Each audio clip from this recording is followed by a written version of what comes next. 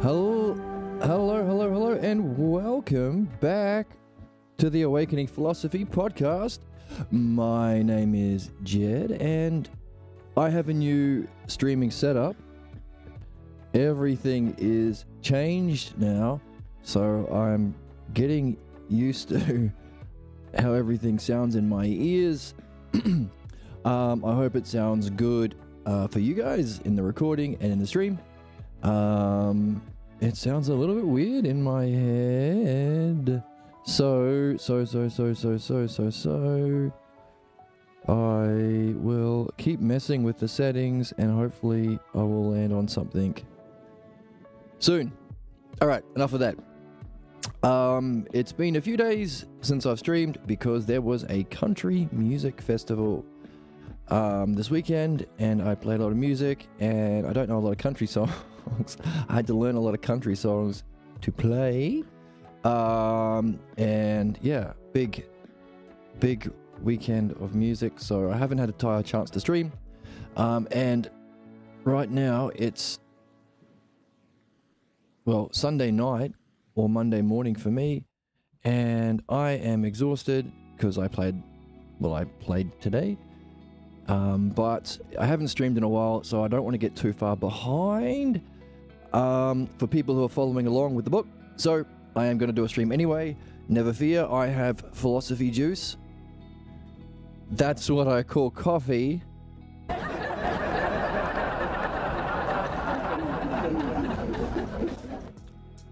I'm running through a mixer and I can hear everything a lot better. I was previously using my a guitar pedal as my audio input, but now I'm using a proper mixer and everything sounds so much more clear in my ears, including all my wacky sound drops. If you're experiencing a mental health episode, we don't want to have to see that. I'm sorry. I'm sorry. Yeah, and also for anybody following along, seeing as I have a new setup, it's because I wanted to use that pedal on my pedal board, and also seeing as I have a proper mixer in my setup now, I will be streaming. Now, I'm just noticing my volume is peaking a little bit, and I'm supposed to have a compressor in here. Maybe it's a bit slow. Anyway, enough of that. Yeah, so I will be streaming on my alt channel some music, because why not?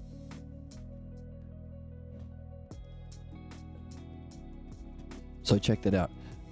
So where are we in the book? We are, we've hit a break point with the chorus. And now that I have my new soundboard, I can do chorus voices like this. This is the chorus, and this is the anti-chorus. So a little bit of fun there. I've been a bad little girl. Okay. All right. Unrelated Emma. Okay, go ahead. So we've reached the chorus, and the anti-chorus doing their hate and the clap back with the chorus hates what we say. Actually, let's jump in. I need a bit of a review. So we have reached the point where, yes, we've been doing a dialectic on hell and punishment and sin, all of the things that are used to block learning and development, individually and collectively. And seeing that actually you solve problems not by hurting people or murdering people or convincing people that they are bad, they are a sinner and whatnot. You help by creating the conditions for dialectic, because you solve problems by rational reflection on the causes of those problems, and the skill required for that is the dialectic, which happens to be the thing that we're learning over and over in this text. Is that's the whole point of our existence as human beings. It's the paradigm of learning itself, It's also the paradigm of everything, all rational structures. It's just that we apply it to our soul. If we want to use reason, use rationality in its most important sense. While you can use a dialectic to unpack the structure of anything that you're interested in, we as, well, yeah, philosophers or philodianoias, seeing as philosophy as a word has been corrupted, lovers of understanding, philodianoias, we want to use it in the highest possible sense to know ourselves, to know our mind, to develop the excellence, the highest excellence in our functioning, and most importantly, to remove all of the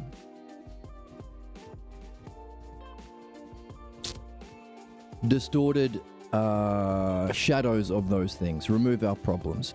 We want to remove our false ideas of the self and our negative functioning or injustice that causes our problems, causes our suffering in every aspect of our lives. As we talk to ourselves, in our thoughts, in our dreams, in our relationships, and if you happen to have any power in the world, you will just play out the implications of your problems collectively. So that's where we are in the text. We've seen that, as we see here in the orange, each society defends their primary beliefs. So we've got two possible ways of functioning as human beings. We can be defending our beliefs, which are our false images that we identify with about the self, about reality. So we have beliefs as our functioning, a false idea about reality. Now, reality does include all of the aspects of reality. So a false idea about justice, a false idea about beauty, who you're attracted to. Wait. Wow. No, where's my ooh? Do I have an ooh? There we go. So you're attracted to who you consider beautiful, but of course, that's not going to be good unless you reflect on what your image of beauty is. So all of the aspects that we are learning through understanding about the nature of reality, beauty itself, justice itself, goodness itself, all of the selfers have its shadow in our pathologos. So, two things. Develop a logos of understanding, experience the logos directly in the highest experience of mind. So, all of those highest descriptors, brilliant light of pure being, beauty itself, you experience it directly. And that's, of course, one of our goals, because we want to act in a just way. You better have the paradigm. Just like a doctor wants to help create healthy bodies, he better have an idea of what a healthy body is. And of course, beyond the mind, so we could call that Platonic philosophy or metaphysics, the understanding of that realm of reality, metaphysics, and to personify it through mythology, to remember it and talk about it. That's theology. Now, the next step above that is, well, hang on a second, what's experiencing mind? The self. So those are 3, 2, 1. Understanding, mind, and self. That's our goal. But also you can't do that unless you're at the same time removing your beliefs instead of understanding, false images of reality / beauty / justice, and the false image of the self that you think that you are. Can't do one without the other. You can't go through the process of removing your problems unless you are setting yourself a high enough goal that you'll surface your problems, because problems are blocks to your most meaningful goals. If you're not seeking excellence, you're not going to surface your blocks. And you might notice that the people who do seek excellence, the people who do embrace understanding, the people who do seek, well, one of the aspects of reality is care, providence. No, beyond. So that middle level mind is the idea of the good, it's the model of goodness, but the self is good itself, meaning providence or care goes all the way to the self. In fact, the word providence, which means a divine intelligible care, means providence. It means before seeing, like the etymology of the word, before mind. So, people who seek to be most caring, seek to be most intelligent, seek to embrace understanding, they are the people who will, well, be surfacing their own blocks, which is most important, but also surfacing the blocks of those around them. Because unless we are seeking excellence, we are going to be, as we see in orange, defending our beliefs. Zombies. People stuck in problems and fate. They think life is about becoming more identified with that false image of self and being a loyal believer. Now, belief can't actually be good. It can't make anything. You can't believe yourself into making a computer. You can't believe yourself into doing surgery and helping someone. But you can believe yourself into killing people, genociding people, going on a crusade, bombing people, starving people. In other words, belief can only function in a negative way. So, to be a good believer can function negatively and destructively, and that negativity is directed primarily at the good. Why? Because the good threatens belief. Because beliefs are false and harmful, then good and beneficial things are in opposition. So the people who are seeking goodness and excellence and benefit are going to be triggering the ire, what's the word? Ire? Is that the word? Anger, violence, vitriol, obsession, projection of the worst sorts of people. The people who are bound by belief, clan identity, and the pathologos.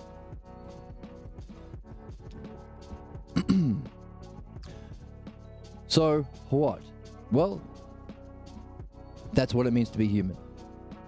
The issue is, we need to recognize as a society with our laws that that is exactly the nature of humanity. You either are doing one of two things, seeking fate or your destiny. Seeking pseudo-excellence and injustice, or seeking true excellence and justice. You can't do anything else. All we are doing here is, well, understanding why that has to be the case in any universe, for any species who have evolved into language and the capacity for self-reflection, and, well, learning it. If it's a skill, you got to learn it and practice it. So that's the two aspects of what we're doing here. Well, three, I guess. Seeing why it's a necessity, so whenever we have doubts, we can silence them with reason. Learning the skill of how to do it now that we know it's what we're here to do, the meaning of life and all that. And balloons, right? But also practicing it, which requires other people to play the game. I'm looking for someone to share adventure. So that's why I'm streaming. That's why we have amazing and funny sound drops. I've been a bad little girl. They're secretly turned on by it. Okay. I threw in some new ones today. In order to make to share the understanding, and to share the book that you can read for yourself and gain the understanding yourself. Fall in love with understanding, realize that you are better off seeking your purpose or destiny or excellence, to know the self and know reality. And you're going to be happy if you can remove the false idea of the self, the false beliefs, and the false idea of reality that's the cause of your problems, injustice, and suffering. And now we got people to talk to. Why? Because you can only remove your problems if you're talking with someone. You need another person to talk to. Why? Because you're blocked from seeing your blocks. They are your blind spots. And the dialectic is a two-person game. At least two people. You can have more. Where someone asks the questions and you judge the answers, and the other person, well, tries to answer as honestly as they can. Therefore, whether you're seeking the true nature of self or removing your problems. In other words, whether you're seeking your highest happiness and goals or you're seeking to remove your problems, which are really the only two things humans can do, you need to be doing the dialectic and you need someone to talk to. That's the significance of this channel. Hooray.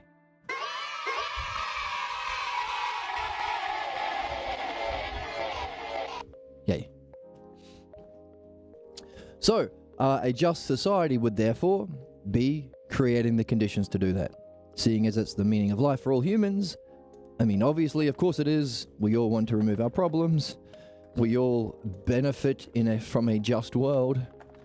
And equally so, we all want to, well, reach our fullest excellence, know the self, and be able to function in the highest way of ourselves, naturally and fun. Where's the joy? Where's the joy? Where's the whimsy? Where's the childlike wonder, dude? Fun and joy and whimsy. So, obviously, that's the thing we're here for. So, let's learn it. And a society, therefore, so this applies to individuals. But we've also seen in the book that as we can understand the cause of individual problems, we can use analogies to understand how they play out on different levels. That's thinking. So, find analogous sets, keep the same relations, apply it to different terms. So just as we can live our life sanctifying within ourselves our personal beliefs and images, defending them violently against the evils of understanding and reason and benefit, so too can you say, hey, God wants that. Religion. Religion means to be bound by belief. If beliefs are negative always, because they can only do harm, they require you to believe someone else, and beliefs can be in opposition to reason and understanding, like religious beliefs, then we can therefore conclude, well, it's the cause of our problems in a society. Not only that, you can also say, hey, it's not just that God wants it. So that's one way of sanctifying or pedestalizing our beliefs or universalizing them. Society can do it with laws. So those are three levels that we are playing with at the moment. Oh no, there's four actually. Our individual soul, the pedestalizations of beliefs in opposition to understanding with religion, the cause of holy wars and genocides happening to this day.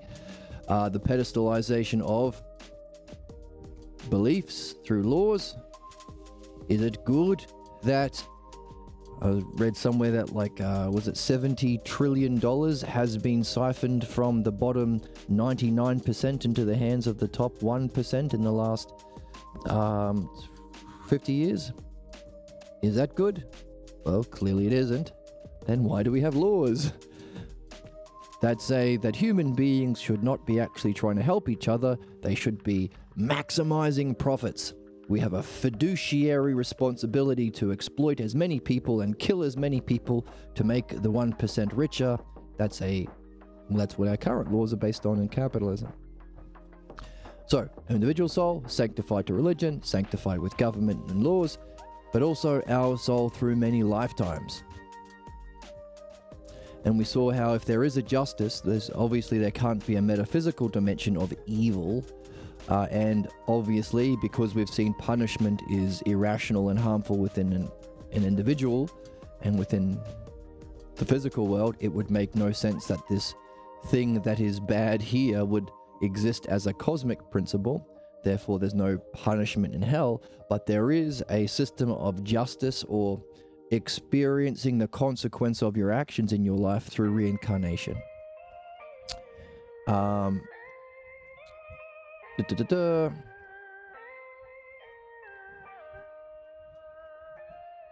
So, a different idea of justice that happens through our soul's reincarnation, meaning if you don't want to reincarnate into a terrible existence where you are born Palestinian, are born poor within capitalism, are born black within the current American racist system, you name it, there is countless instances of injustice that are easily solvable happening in our current world, then you better do your work here.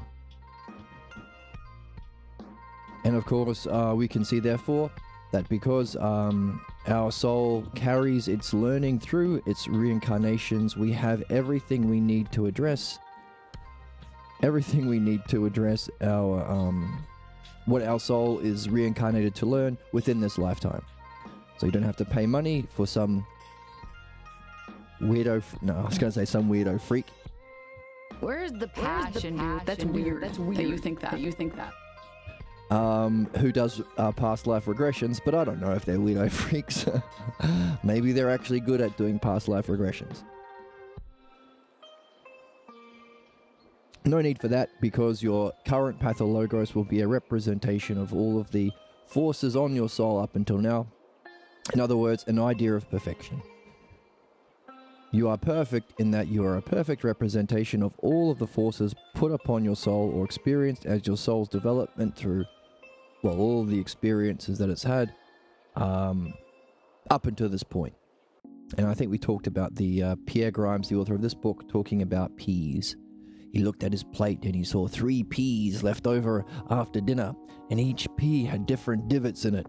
And he realized in that moment, perfection isn't a flawless ideal that we have to, beat ourselves up for not attaining. It's recognizing that everything in each moment is a perfect representation of all the forces that has been upon that thing up until this point. So we're all perfect, so long as we learn to look. That's what we do here. How do you look? The dialectic. The dialectic is the use of logos, or the rational principle of reality. Not just rational, intelligible, which means it doesn't, it's not like logic where you follow a series of premises to a conclusion. It also includes ideas like beauty and justice, the idea of goodness that our soul desires. We seek goodness, we seek beauty. So there brings in morality in that, well, it's the good. You don't have evil there, but also our soul desires it. So that's the idea of morality. Something good and rational, and we are born seeking. And it's knowable. And the sense that allows our mind to turn around and know reality all at once, apprehend the logos, which we describe in the greatest positives, beauty itself, that's called ousia. Sounds funny, but that's because we don't have a word for that in English, so we've got to use the word ousia. Our sixth sense, like that movie where he sees dead people. He says, I see dead people. No, he says, I see dead people. And the dead person says, oh, I'm dead. A bit of scary role play there, because it's Halloween time. Don't be too scared.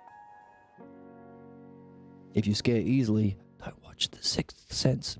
Instead, think about your sixth sense, ousia. All right, so considering that, if philosophy is the dialectic, or recognizing and using those principles of the logos, which is understanding, which is what we need to benefit, that's the excellence of the self, leading us to the self itself. We can recognize that it needs to play a role within theology and laws. And Socrates says here, when society turns towards the mind and things of the mind, there is a flowering of culture. But when it... What happened? Something went weird in my headphones. Oh. But when it... Everything good? I think so.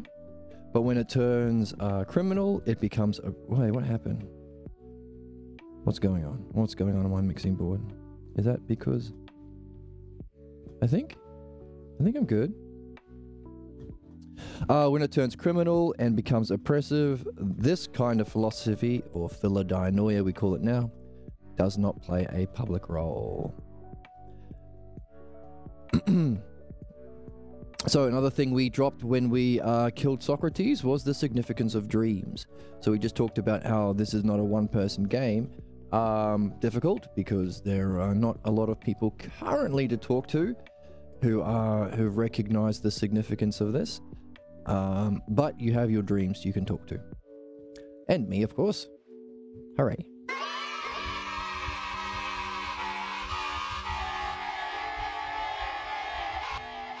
Do a poggers. Dreams and oracles. The difficulty with this is Plato didn't write about it, so we have to do the work of writing that manual. How do you do dream analysis? Spoiler alert. Well, it would be the dialectic, wouldn't it? Not really a spoiler. If the dialectic is the activity of engaging in the logos, and you have to use the logos to unpack providence or care, it's not hard to see that. Or well, I guess the trick would be, how specifically do you apply the dialectic to dreams, which is really always the issue. Like philosophical midwifery isn't the same thing as what we've gone through with the ideas of evil and punishment and sin, and also reincarnation in the positive sense and understanding in the positive sense, which is the dialectic of you have an idea and there are steps that you follow. Socrates knows those steps, so he's leading the conversation, luckily for us. The primary purpose of pools is not to murder. It is for enjoyment and cooling off. Yes, I agree with Emma on pools. Right, that is the purpose of pools. Okay. How does that fit with what we're talking about? Put me off completely. I'm just thinking about pools now. What the hell was I talking about? Have some coffee. That'll help me think.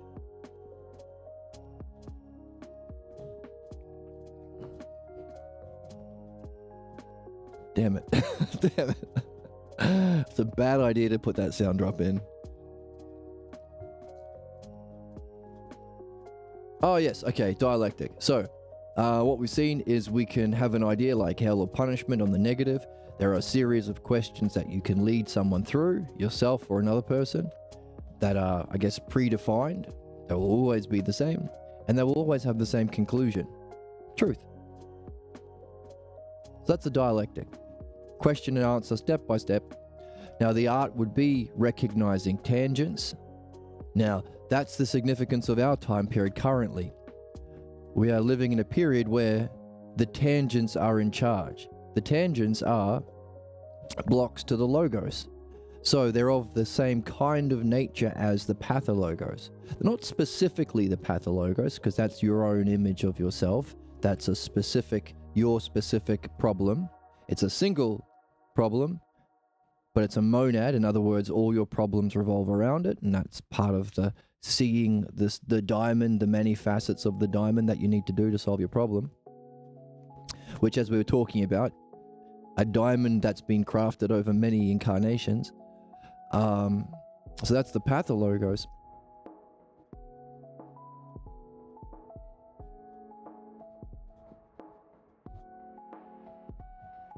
And the pathologos functions as a problem because it blocks the logos.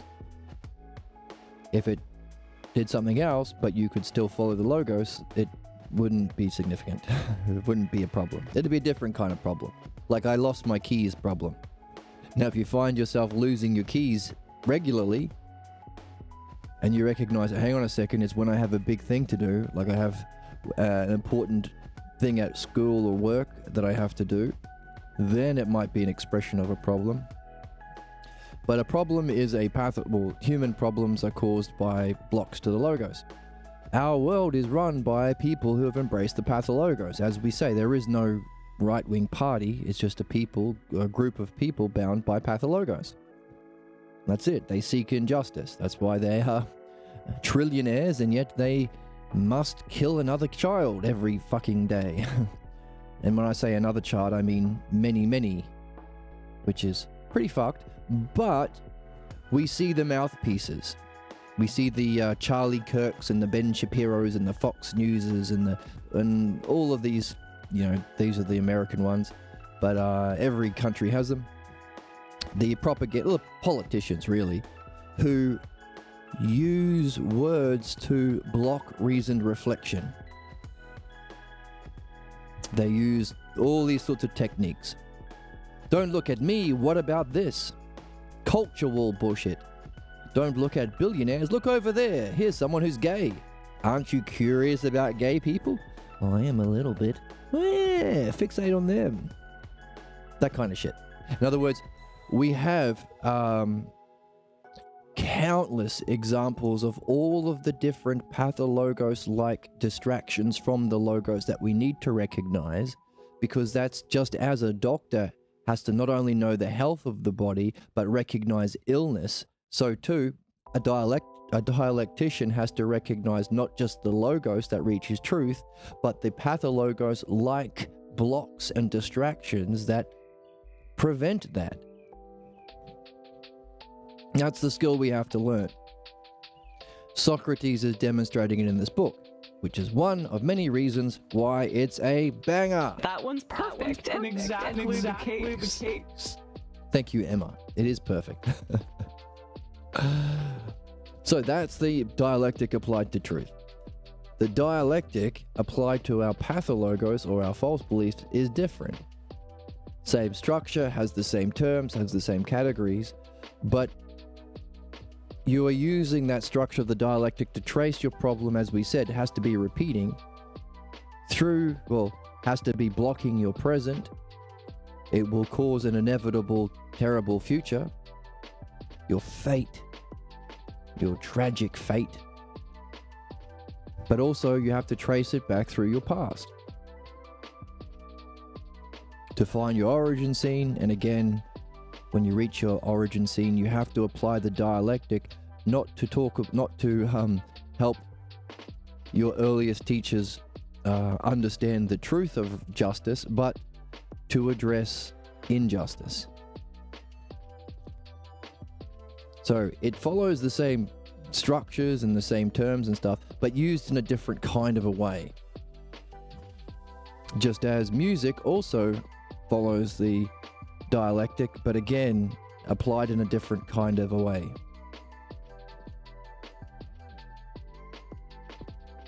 How? I don't know. But when you know, tell me. That's the game. That's the game. Whatever you're into, if you seek excellence in it, what you are doing is seeking to understand its parts within a whole and how it functions meaningfully. In other words, you're seeking the intelligibility of that thing. To seek the intelligibility of that thing is to seek its logos. The logos follows the dialectic structure. Ipso facto, you are seeking the way the dialectic is expressed in that particular field. So what? So if Socrates talked about the significance of dreams and oracles, then we have to find, how do we apply the dialectic in these two areas? Now, oracles I'm not that familiar with. We're going to have to talk to somebody else about that. I have some ideas. But that's not for now. Dreams, however, I'm very familiar with. I've been doing dream analysis for many, many, many, many years with, of course, and taught by, well, the author of this book. Master of dream analysis himself. And the game is the same. Yeah, interesting. Yeah, I learned for a very long time until I recognized, oh, it's the dialectic. But the game, well, the game would be, how can we see how the dialectic is applied specifically within the aspects of dream analysis? So that's our job on this channel too. because the book hasn't been written yet. And that's part of being a good teacher. In other words, Pierre did apply the dialectic to removing our problems. So we have what we need to solve all human problems. Hooray.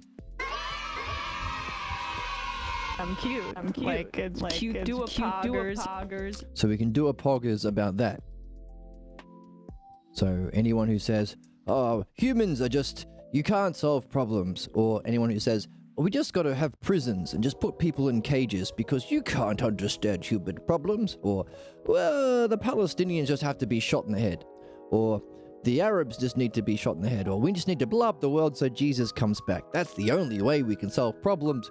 We can say to them, Unbelievable sluts these days.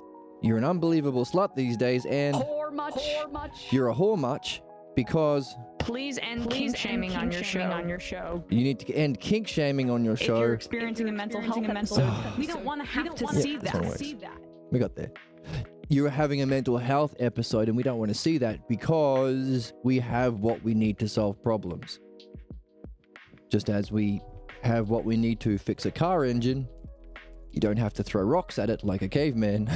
So too, do you not have to throw rocks at human fucking beings like a caveman, or a savage, or a zombie, or a barbarian. Don't have to do that. That includes prisons, that includes bombs, and that includes slavery. Why? Because we have the dialectic applied to what's false, or philosophical midwifery. We have the skill that anyone can learn because it's understanding, because it's the dialectic, because it's rational and intelligible. And you don't have to believe anyone, you do it yourself, and you have to.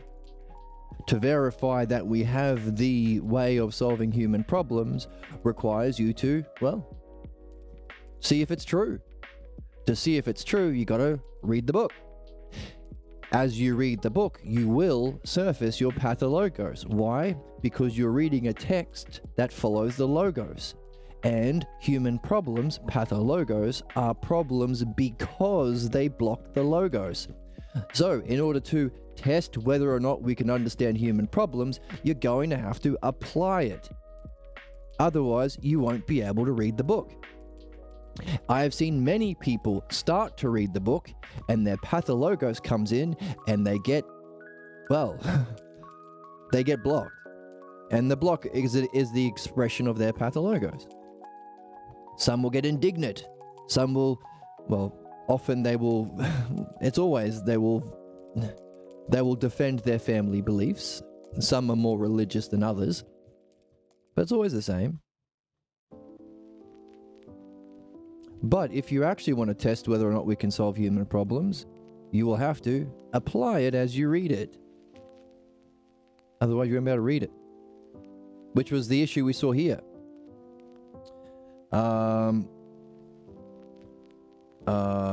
Philosophers is the word. Because, oh, it's not a good word to look for. Okay, it's... We had to wait until that there were philosophers. Here we go. We had, okay. We had to wait until philosophers' visions of our age, like more than 2,000 years after Socrates, came along, who were not obscured by a need to add what they wanted to believe into what was being revealed or read. That's why it's taken us so long to, you know, solve human problems, even though Socrates taught us how.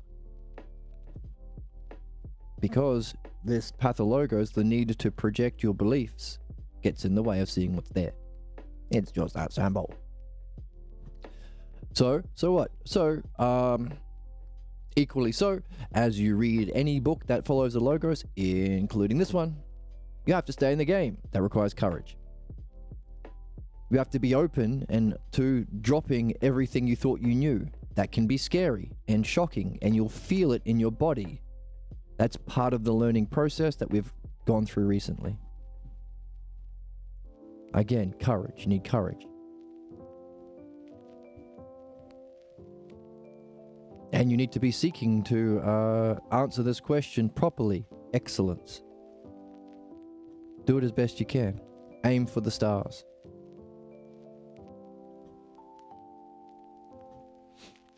As you do that, you'll face your blocks.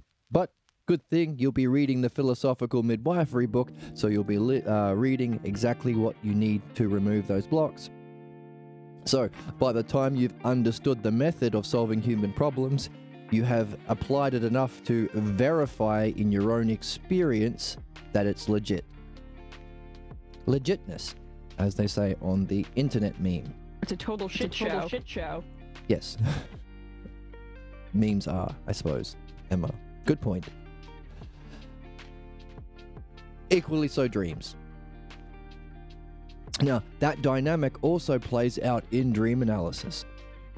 When you sit down to review someone's dream, you ask them, what do you think the dream means? Their first interpretation will be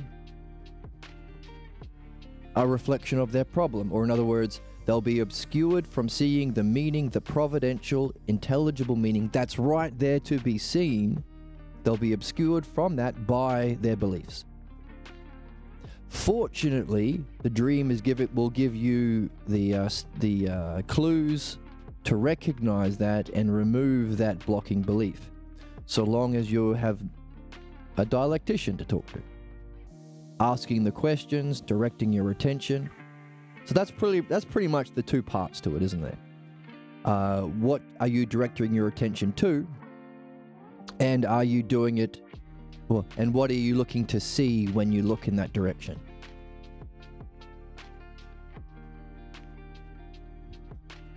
I mean, that's all we got, really, isn't it? You got your attention.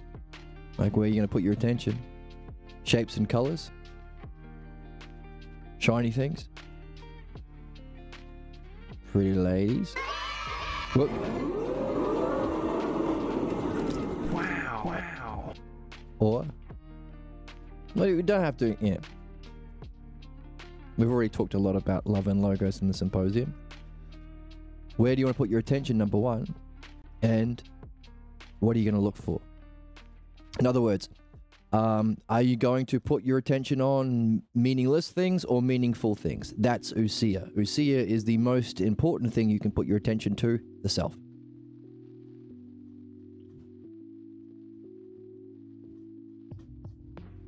Ousia, self-reflection. Now, if you're looking at yourself, you don't want to see your beliefs. When you look at a Palestinian, you don't want to see a savage heathen that you need to shoot in the face. Stop it, Israeli Jews. When you look at a black person and you're a white American Nazi ICE agent, you don't want to see someone who's a criminal. Stop it, American Nazis. And instead, turn upon yourself, and when you are looking in the right direction, what do you look for?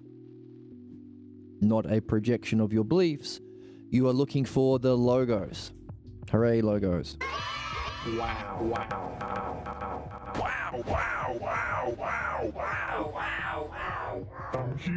Like it's cutie pie. So you want to look for the logos. In other words, see reason.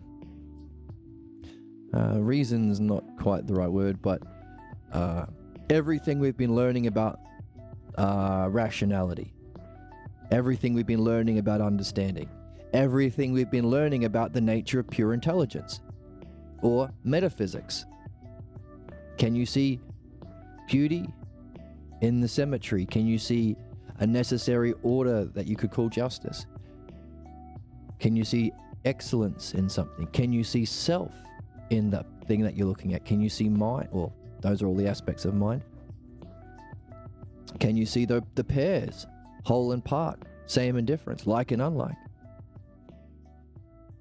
Because these are the underlying inherent principles of everything. And that's what we're looking for. Ultimately, the logos shows, or as we can learn about the logos through understanding in the physical world of becoming with our outward looking senses. Where's a nice one to look at? Where are the 3 circles? Here we go. 3 circles. In the physical world of becoming, we can learn about the logos. That's understanding. That's the dialectic. But we want to experience, hey, where did all those terms come from? They're not in some filing cabinet where you get whole in one filing cabinet and then another drawer has part and a different filing cabinet has beauty and justice. Nope, they're all aspects of reality itself that play out through time, allowing us to see it in parts, but we can also see it as a whole. That's the experience of knowledge. So that's the logos experienced all at once, outside of time as a whole. See, notice I'm using those same logos terms to talk about it, whereas understanding is in parts, in time, by seeing it in elements of difference, whereas that's everything the same. But of course, this has to have a cause as well, just as our physical world has to have these principles existing for seeing and thinking and physical laws, etc. Giving its cause and being, or the logos all at once has to have a cause. So what we're doing as we're learning logos, as we go through, we're learning about the self. Because all of this is what is inherent within the self played out.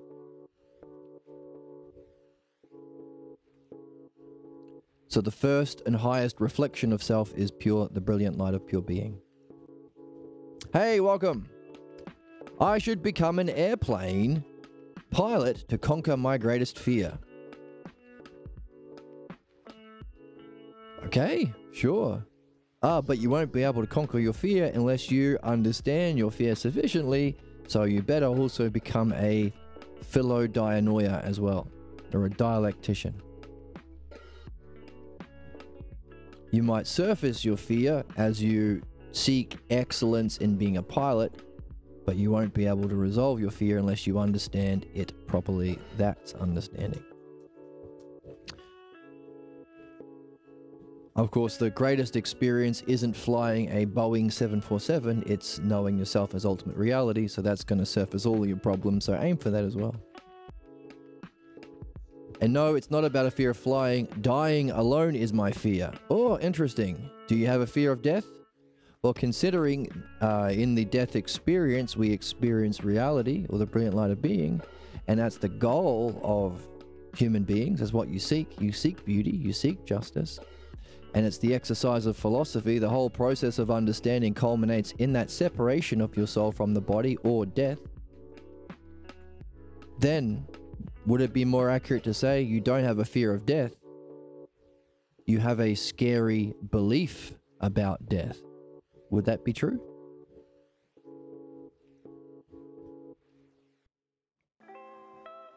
Considering you don't know what it is, and everything we've been learning about the experience of the soul separate from the body is it's good and what we want as philosophers.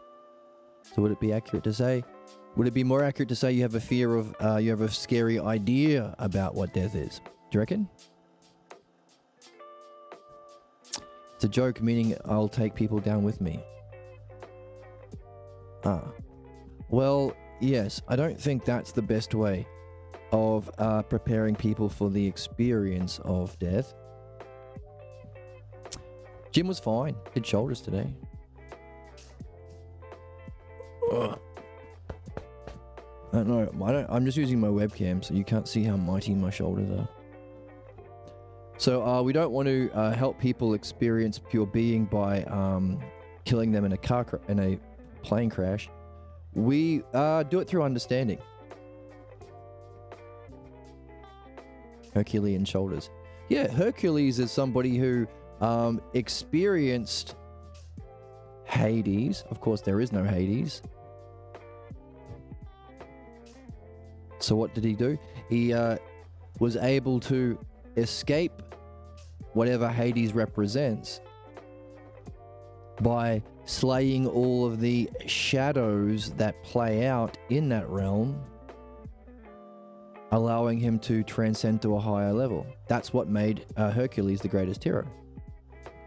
Now, if there is no such thing as hell because punishment is irrational and harmful in the physical world, so there can't be a metaphysical expression of that, where do we say we can see people playing out the shadows or the false images of themselves in a way that causes injustice to other people, that if we're able to overcome and transcend, we would be a true hero?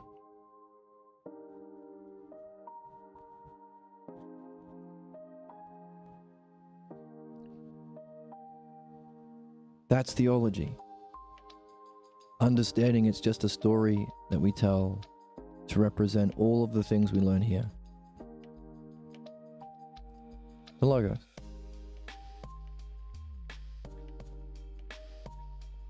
So, well, we can leave the shadows of the physical world of becoming, experience the Logos all at once. It still has to have a cause.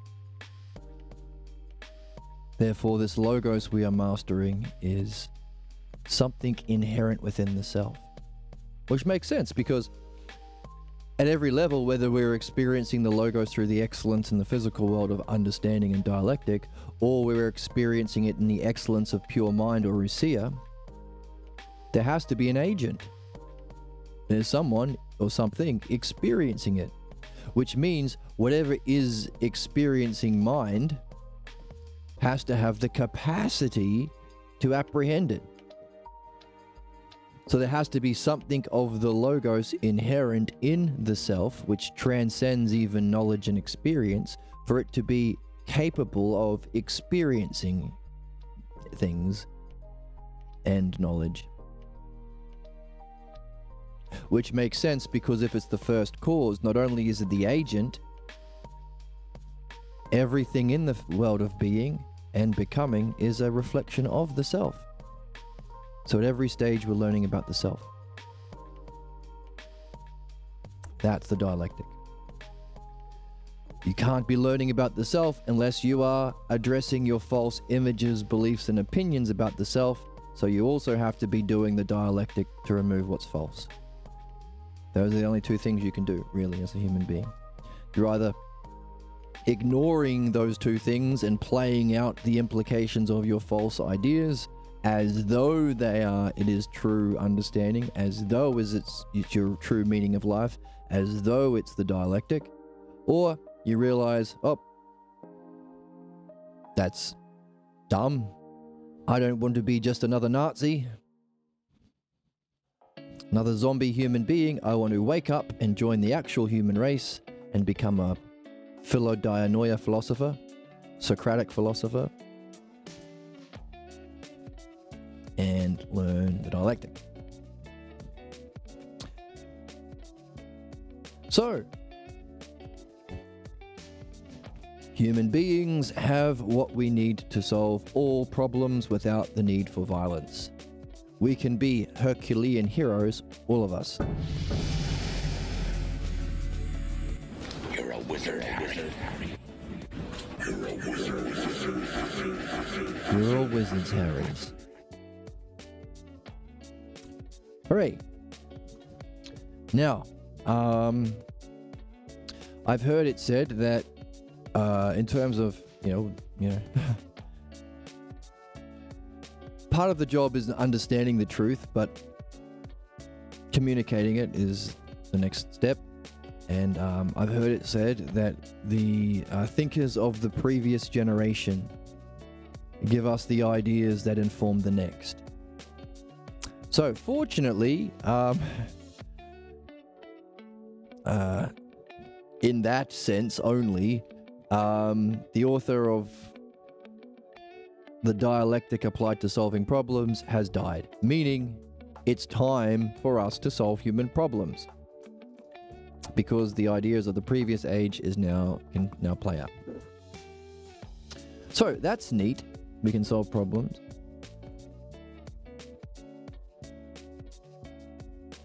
And what we're saying is there's really two things we can do. Direct our attention to a thing. So there's our self that has the attention that can look wherever we want to look. But then we don't want to see a reflection or a projection of our beliefs. We want to see the truth, the logos. So you got to learn. That's what we're doing here. Learning the logos so we can see it, but also learning how to remove our false projections, which is why it's taken us 2,500 years to listen. Really? Because it's just taken us that long to have someone who has learnt how to remove that. That's all. Oh, and by the way, your dreams are necessary to do that as well, because it'll point to things that you might miss. And it will help correct your midwifery and your dialectic and your reading. Of course, the dialectic is the intelligibility, so we have to find the way in which we specifically apply the dialectic to dreams. That's part of our roles on this channel. And you all have dreams, so you all have your own guide. Hooray. We say...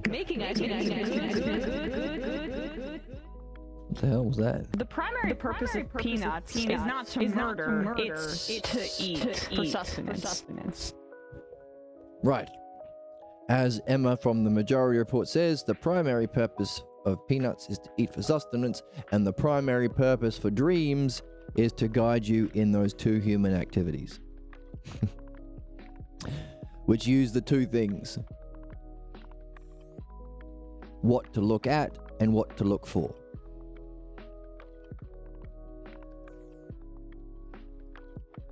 Look at your problems or your highest excellence. Those are the two things you can look at.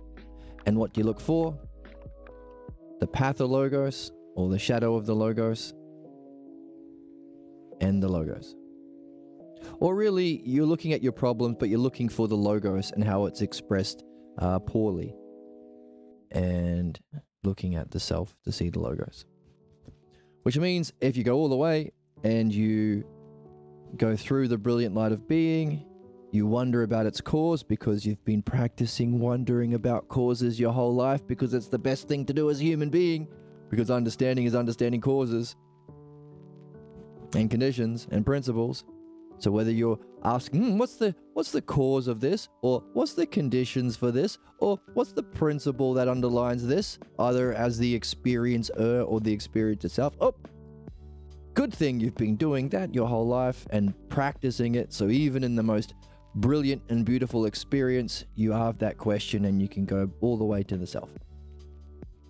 And if you have people in your life who are themselves beautiful, overwhelmingly beautiful, you can get a lot of practice in having love and logos together.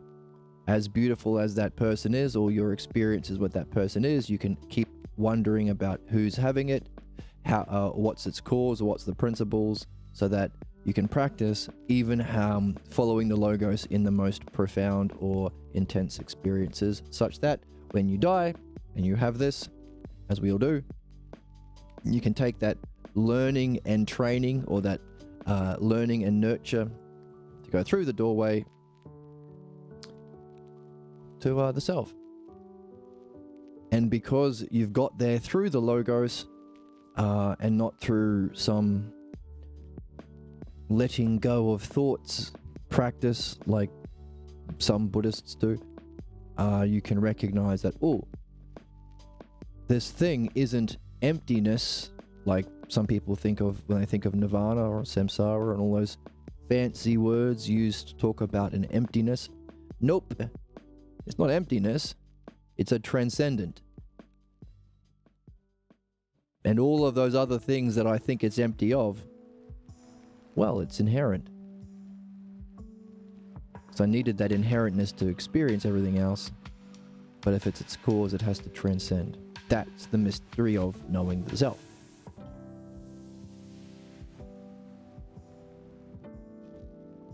So ultimately, what we look at is this, and what we look for is the logos. And we do that every level. Whether seeking our self-goals in the physical world, we're looking at our self-goals. Self-reflection, usia. And if we want excellence, you better understand it. You better see the pattern. You better know the parts. You better follow the steps. That's the logos. Or same thing with your problems. So ultimately, the answer to those two questions, what do you look at? Self. What do you look for? Self-logos. So, interesting book that's giving us all the material to realize this. And it took us so long because it took, well, because it took us that long for philosophers to come along who were not motivated by a desire to project what they wanted to believe.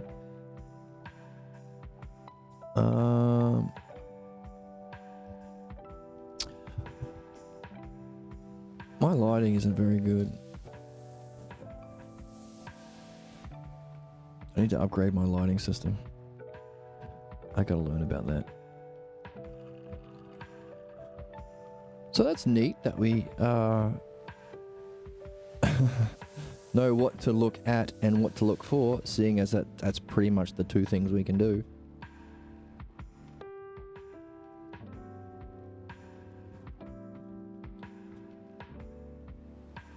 Okay. Okay, so we got to figure out how to do that for dreams. And we have to share it. There's no need for an esoteric tradition. That's where we are. That's where we are. Of course, the difficulty is the old problem. That even though it's simple and you can say it simply, it's still going to go over people's heads. Which is the old problem. If you want to make a teaching private so it can earn the title of being esoteric, all you need to do is state it clearly and simply, and no one will get it. Bugger. So we say That's weird. That's weird that you think that. You think that. People will say we are weird that we think that. They're completely lying to you. They're completely lying. Completely. I'm going to get you. I'm going to find you. And I'm going to get you. And R.M. Brown is going to find us and get us. But we're just saying the truth, and it's saying it simply. And it's time, because it's not us saying it, it's the guy who's from the previous generation, so it's allowed. Alright, that's where we are.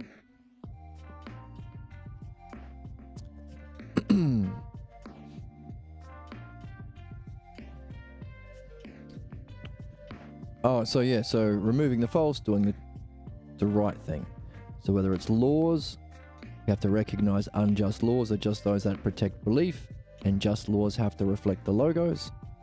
Same thing for religion. Religion is bad and harmful and the cause of fucking terrible injustice and suffering over countless years because it reflects and sanctifies belief. And therefore, a true spirituality would have to follow the logos, understanding. The issue is, as simple and obvious as that is, humans are fucking savage I shouldn't say that R word. What's the word? Oh, savages. Zombies. Barbarians. Fighting to defend their false beliefs because that's what they grew up with. In spite of it being the cause of their problems and human problems, and gets in the way of their excellence. So that's the thing. And we have to acknowledge that. And as I was talking, even people, as I mentioned earlier, even people who hear about philosophical midwifery and come to philosophy either because they've had an experience of being and they want to make sense of it, or because they love reason and understanding and they've recognized that it kicks ass. Whatever led them into philosophy, they realize, oh shit, you can solve problems. That's neat. It's called midwifery. And it's also the way of making sense of the spiritual experience. And it's the way of using understanding properly. It's just a dialectic. Neat. I better read the Orange Book. And most people give up or bail.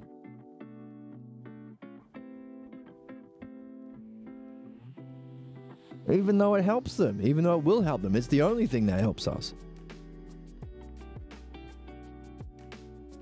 Isn't that crazy?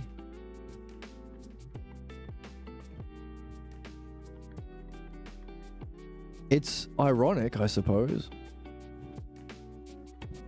in an absurd way, but of course they give up. It wouldn't be much of a problem if it didn't block you from removing the problem.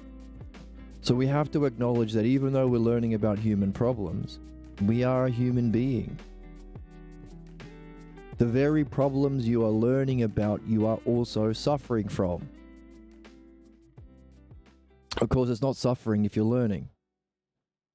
It's only suffering if you're blocked from learning. So what? So, as obviously we want to use metaphysics and spirituality, because like anything, you want to fix your car, you want to understand it, you want to fix your computer, you want to understand it, you want to fix your soul and have the excellence of your soul, then you want to understand it. So no place for belief.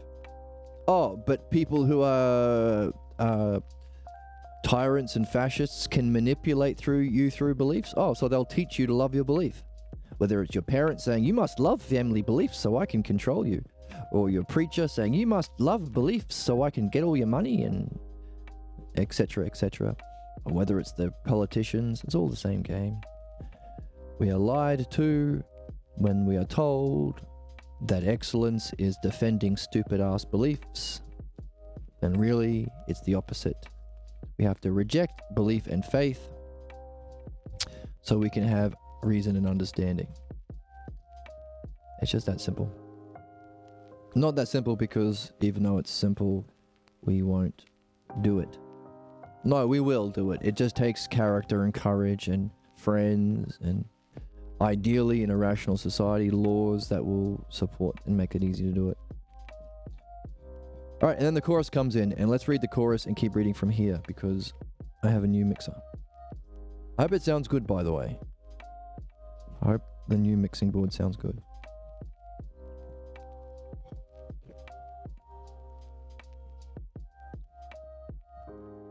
Alright, so the chorus comes in, which means we can give our actors, bring our actors in, bring in our actors. Here's the chorus. And they sound like this. It's always the same. Just get a clever speaker and let him address the crowd and he'll pull everything down. This dialogue stuff is foolish. In exchange, if you don't agree completely, you are dragged along to a conclusion you don't like. Look at this. No punishment. Look at this new solution and laugh. Instead of hell, you get reborn here on Earth. Talking about Hercules before. And you get away with as much as you can, that means. So, who wouldn't want to be reborn here, rather than the terrible, hellish punishments man faces in the afterworld? Next, just pick your own idea of God. Go ahead. Get one that is nice and simple.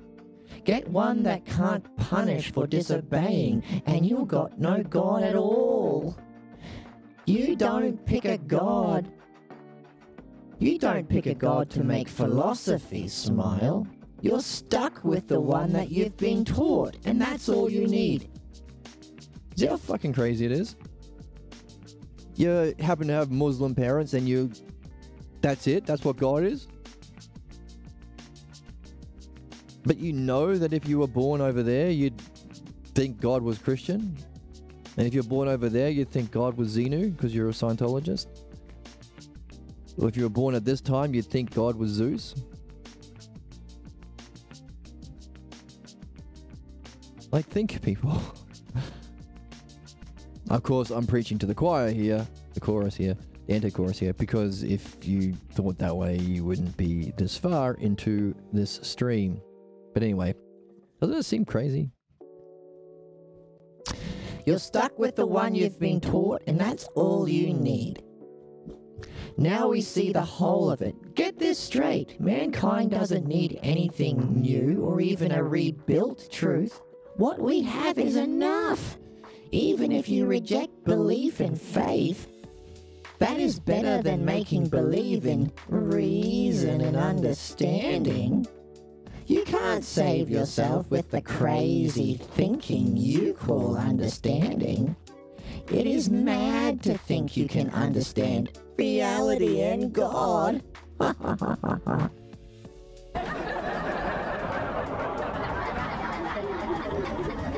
Oh, there you go.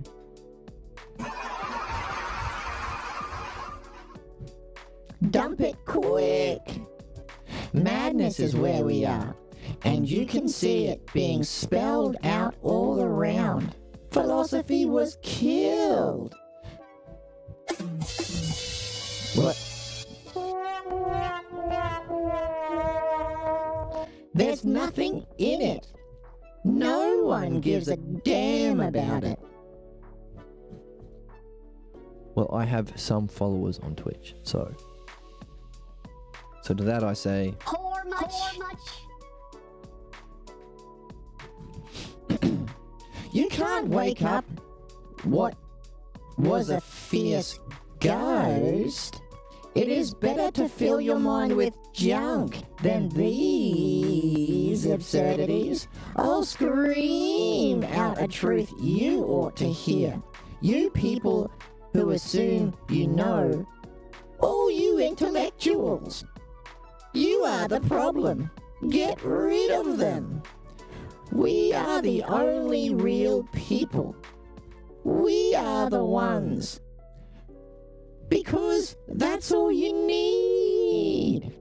Don't fill our kids with empty and impossible dreams.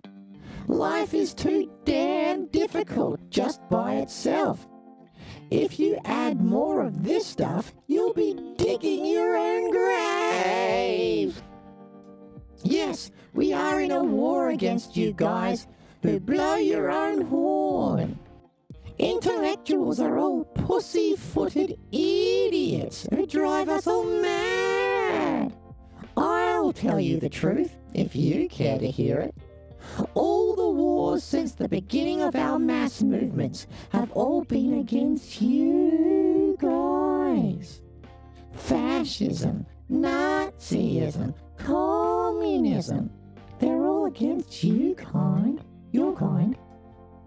It has always been a war against you guys. Right now it takes many forms, but it is right here. All you want is to help those who can't bear to help themselves.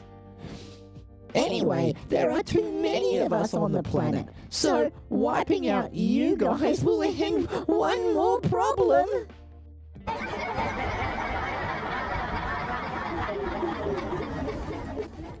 You want to get rid of core beliefs? Well, I will tell you that these core beliefs are what are trusted. We finally have a religion of the people that people can believe in. So why don't you just shut up if you can't get into believing?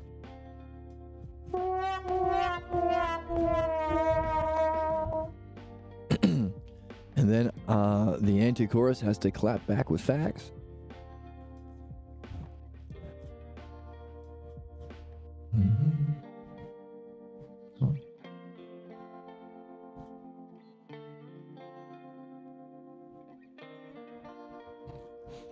Your voices speak the truth. Wonderful it is.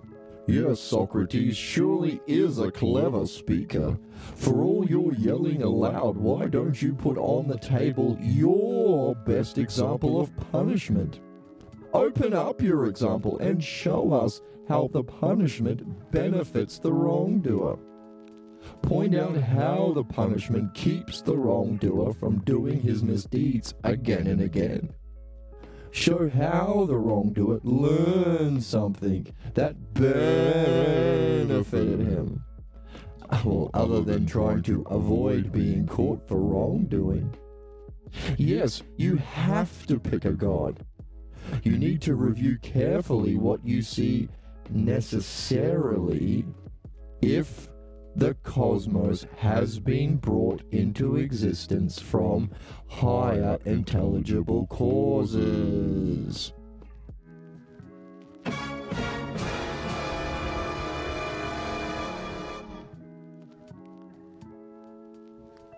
And of course, that's what we were talking about. There's the reflection that we did earlier. If there is intelligible causes in our physical world, of course, there are. Even believers think that there is. They just have to be objects of belief for them. What we are saying is, well, if there are causes and principles and conditions, what must necessarily be the nature of the divine or the non-physical that contained the causes, conditions, and principles for the physical? That's a rational approach to the divine. So we say of atheists, so we can therefore say of atheists, you've thrown the baby out with the bathwater. Just because religious people use irrationality and beliefs to oppress, well, they don't have the monopoly on what the divine is. Use your mind, use understanding. And of course, that same principle of we said applies to moving beyond the divine to the self, to know the self. You're a good being and the best noodle. You are. The primary purpose of peanuts is not to murder, it's to eat for sustenance. And the primary purpose of yourself is to know the self. And function through it. To have some fun. Where's the joy? Where's the whimsy? Where's the childlike?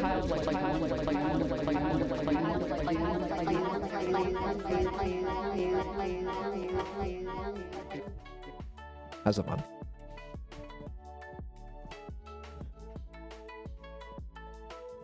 So, the anti-chorus is saying, yeah, you do choose. Don't just stomach the bullshit that was fed from the house that you happen to be born into. Think for yourself. Become a human being. Homo sapien. Homo sapien, man the thinker. That's what the word means. And Homo ludens is man the player. And this is the noblest game. Alright, some fancy words just for some fun.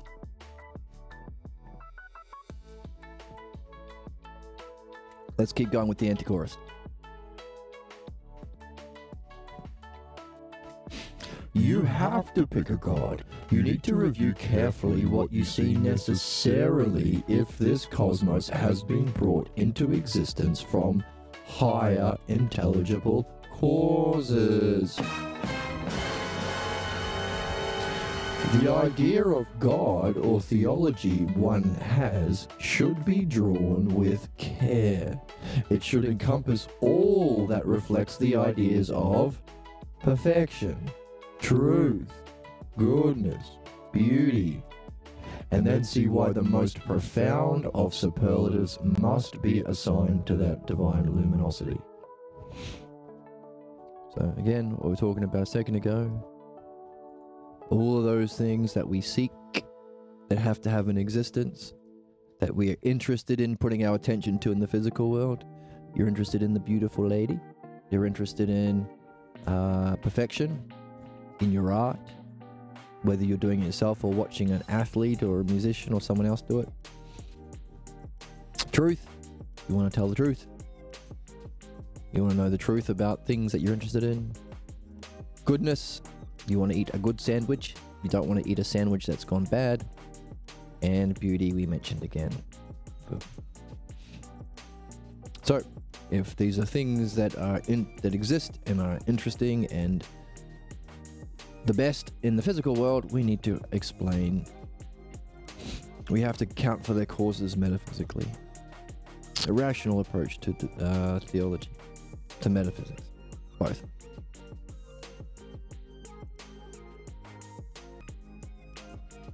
Okay. It should corpus encompass all that reflects the ideas of perfection, truth, goodness, beauty, and then see why the most profound of superlatives can be assigned to that divine luminosity. But these most fundamental ideas are denied of the one or the good itself.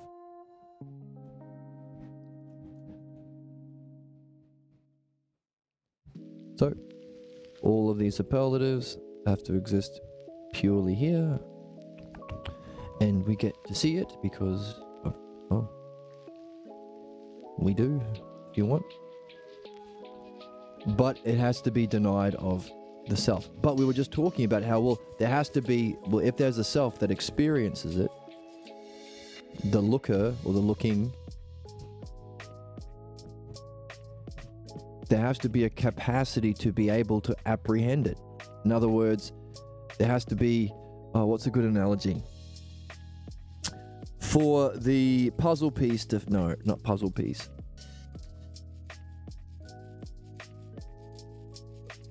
For the children's block toy to fit through, there has to be the hole that's the same shape. Oh, that's a terrible one. Oh yeah, for your motherboard to accept, here we go, on Twitch. For your motherboard to accept the RAM upgrade, there has to be a capacity for the motherboard to understand it, have a slot for it, to make use of it. In other words, the RAM itself is not foreign from the motherboard.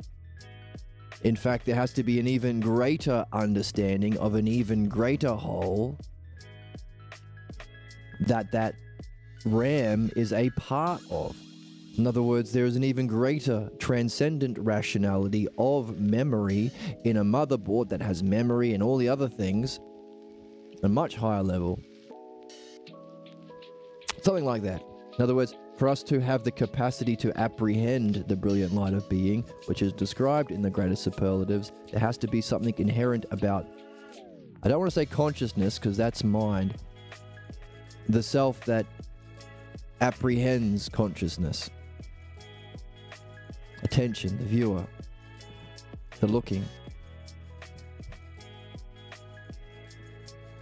So while all of these greatest qualities are denied of it, it's still somehow inherent in it for it to be its cause and also for it to be able to apprehend it. That's the mystery of knowing the self that's beyond the experience of knowledge. Isn't that interesting? Isn't it interesting? Isn't it interesting? Isn't it interesting with the jello pudding? You put the drugs in the jello pudding, then you kiss the girl when she's asleep. My Cosby impression. Sounds more like a Murloc from World of Warcraft. Dio, I like to put the drugs in the jello pudding. How do we get to that? Where's the passion, dude? Where's the soul? It's not in the jello pudding. Okay, go ahead. Okay. Then I find that very entertaining. Thank you. R.M. Brown finds me entertaining. I find him entertaining. So it's a win-win. It's a win-win.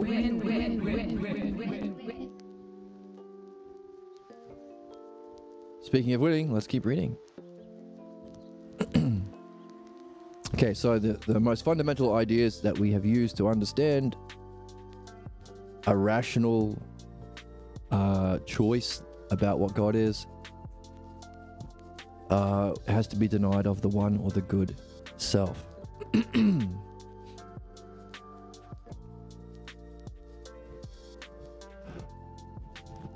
Take a look at what's being said, or are you afraid to? Don't worry about seeing that your basic ideas are hollow and empty of meaning. What? What do you mean, don't worry? I said don't worry about it. But I'm so scared. I want my safe beliefs. Hey, don't worry about seeing your basic ideas are hollow and empty of meaning. Well, okay, why? Because you'll still believe what has convinced you they were true.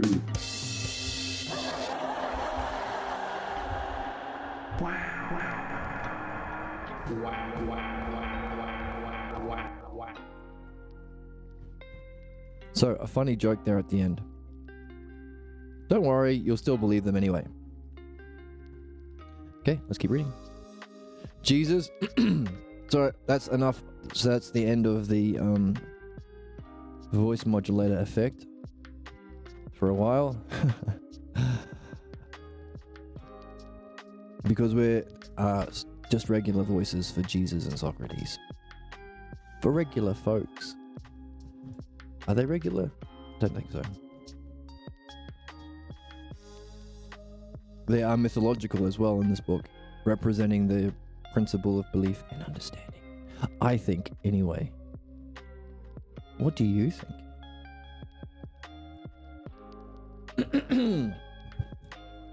Jeebus, bring it on. Bring it in. Bring it home. Baby. Interesting it is, Socrates, how we've moved from punishment to the idea of reincarnation. Yes, the after-death experience that all will encounter is the luminous light of divine being, overwhelming in its profound beauty. What? Real beyond anything else, and seeing directly that this is not different from pure mind itself, radiating goodness. It brings an awe-inspiring presence to all. Inspired by that majesty, they seek to find it in themselves and in what they do. So this becomes the source of the urge to try again with another birth to catch that golden ring. Wait a minute. I missed this last time. The urge to... Right, okay. Right. This is a big one. I'm glad that we reread this. Listen to this.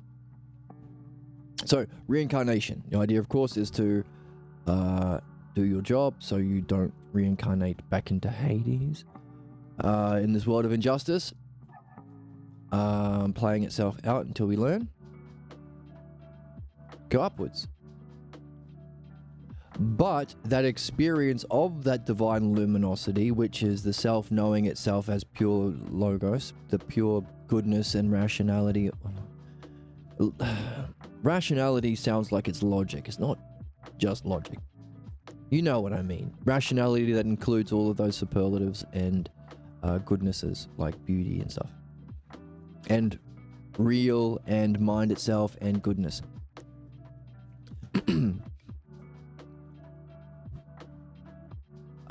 So we experience that and we're like, oh, that's so neat. I want to see it in me. I want to see how that's me. I want that. You recognize, oh, that is me. But because you spent your life identifying with a different image of yourself, your pathologos, you've lived a life of that negative dialectic, entrenching yourself into your false image of yourself because you haven't done midwifery and philosophy. You got to do both. Dialectic, one word. Oh, damn it. Let's go back again so I can see that this is me. So I can see I'm a good noodle and a good bean. I'm the best noodle. I'm too pure.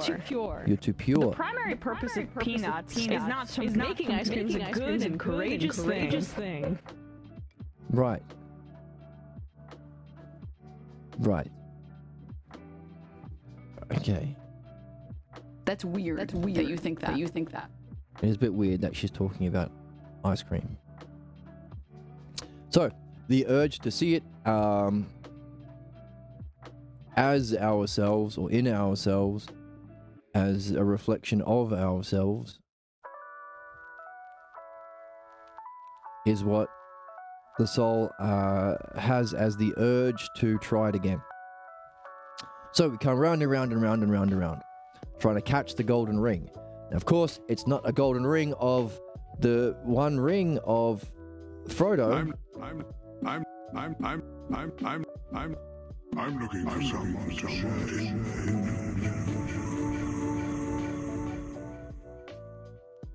Like our man Gandalf talks about. We could therefore say that the golden ring of Frodo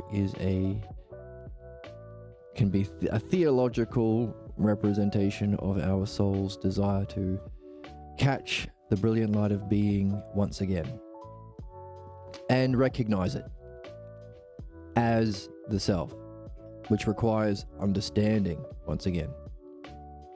Requires understanding. Come around again, see if you can learn understanding. Maybe you won't. But maybe you come around at a time where you find the best streamer on Twitch talking about the meaning of life being understanding, and then you go, oh yeah, shit, I remember that. That's why I came around again. To develop understanding so I could recognize and understand that brilliant light of being as myself. Because it was so freaking amazing. But then also go on to know the self beyond that. Says Jesus in the book. Book bangs. You have done it, Socrates. You've made the point that we all live in a parallel cosmos that links the dynamics of both heaven and earth with the spirit of justice and truth. So by going around to catch that ring, which is through understanding, knowing the brilliant light of being or mind as the self, which requires you to have the logos, through understanding, therefore, you've linked heaven and earth.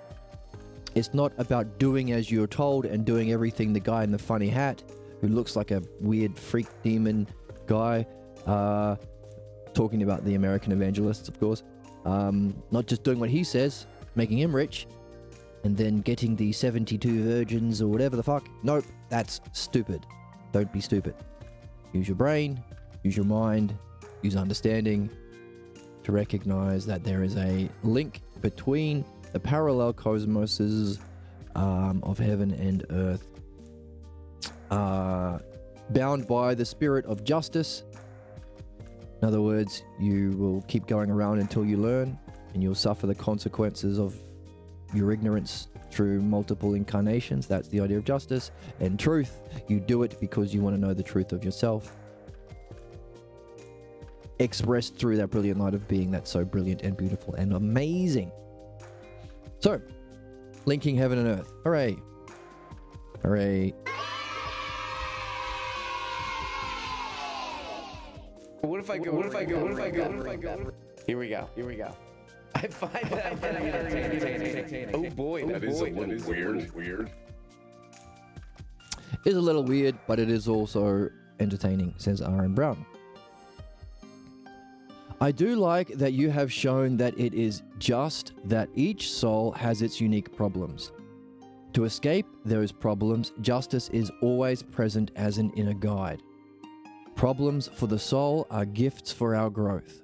To try to escape from those problems is itself the problem. This goes back to what we were talking about earlier.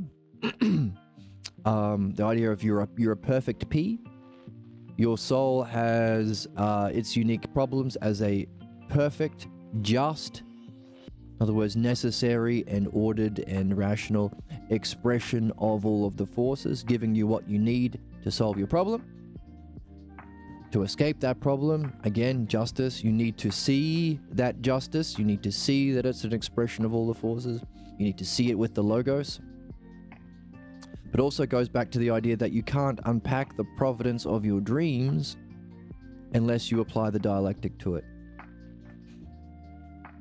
So you can't benefit from that cosmic justice that links heaven and earth unless you're applying the dialectic. You can't solve your problems that are gifts for your growth without the dialectic. But as Jesus just said, we came around to learn the dialectic so we can understand. It's understanding. If you don't learn understanding, if you don't learn the art of the dialectic, you're running from your problems. You're going to avoid the justice of your reincarnation. Problems are just going to be fodder for further suffering and not gifts. And you won't be participating in justice. So, add it to the lists of dialectics that show that the dialectic is the meaning of life. It's necessary for problems as gifts. It's necessary to see that each soul has its unique problems for a reason.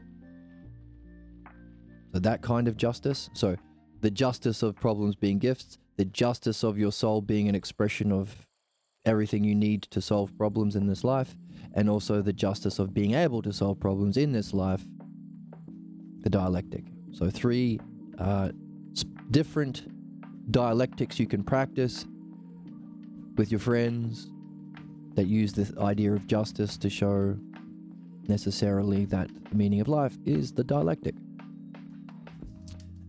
You could also add a 4th, I suppose, by saying, hey, it's just that to know that it would be a kind of justice to know the self as or through the brilliant light of being. To know that that brilliant light of being you experience when you die, which is why it's important to die while you're alive.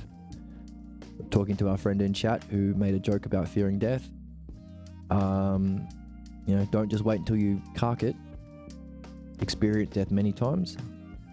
In other words, awaken that 6th sense, that spooky... No, it's not spooky. It's only spooky if you have false beliefs, but that movie is spooky, the 6th sense, that allows you to experience it again and again so you can understand it and get familiar with it and know it as the self. Know it as a reflection of the self. Know it as the inherent goodness of the self reflected. So the self is even higher and greater than profound beauty and goodness, which is neat. So can you do can you do that? Might as well write it up. We have a blackboard. Can you do a dialectic to show dialectics? Oh my goodness, my handwriting. I haven't written in playing guitar for 3 days. Dialectics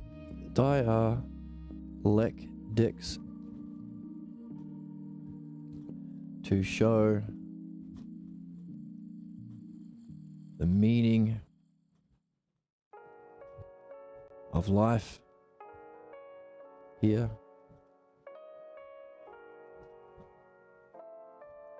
is self-referential is to master. Oh my goodness. It's the pen. It's the pen. It's being doing that weird thing again. It's to master dialectic. We've got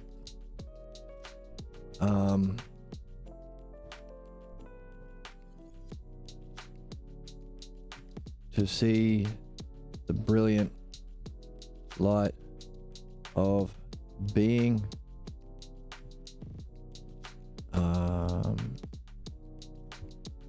is in yourself.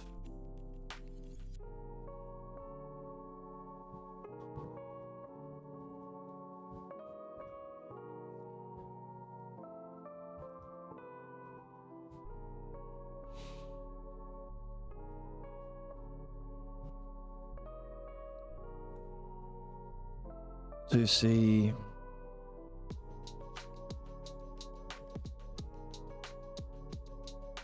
it's just to see your problems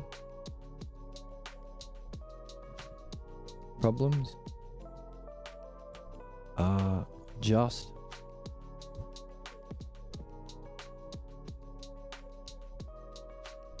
expressions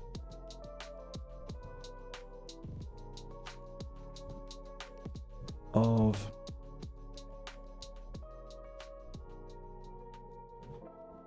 your soul's experiences / lifetimes.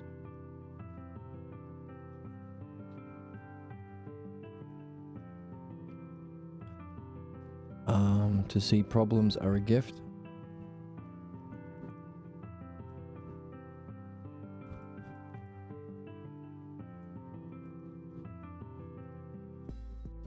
A gift for your growth.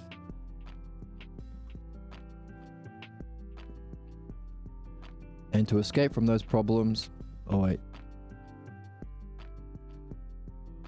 And to run away from that is the problem, but to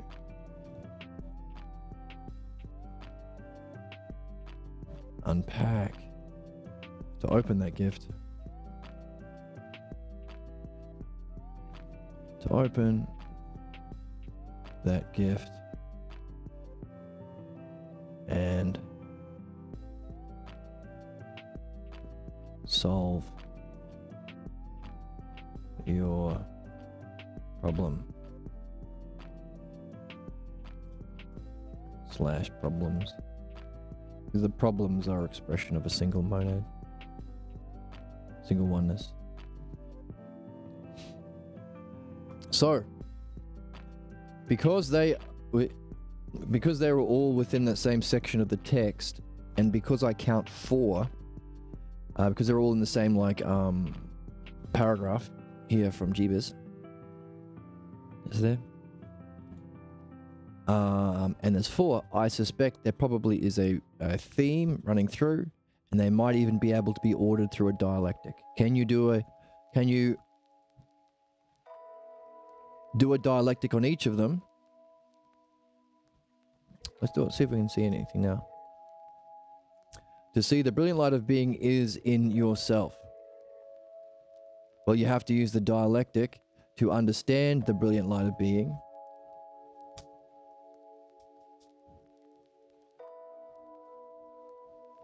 You need to also use the dialectic to look at its cause and to make the conclusion that there has to be an agent experiencing it, and there has to be a cause that transcends it. That's the self.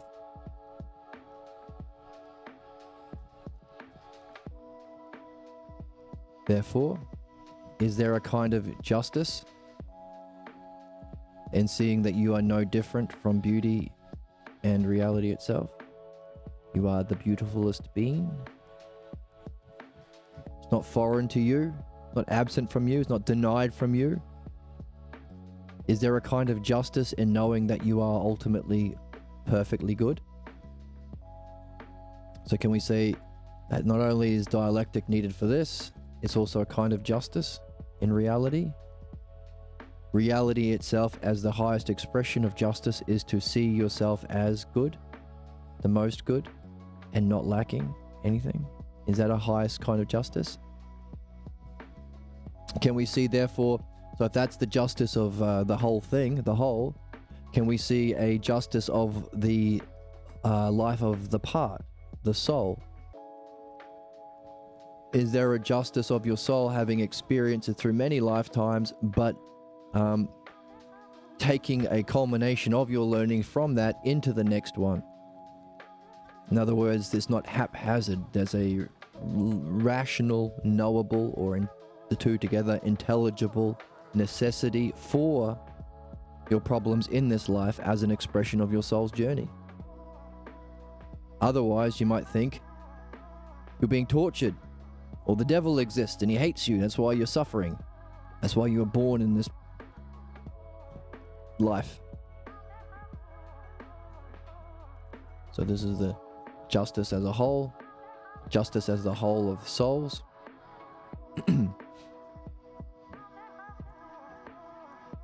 Individually, justice as the part in this specific lifetime,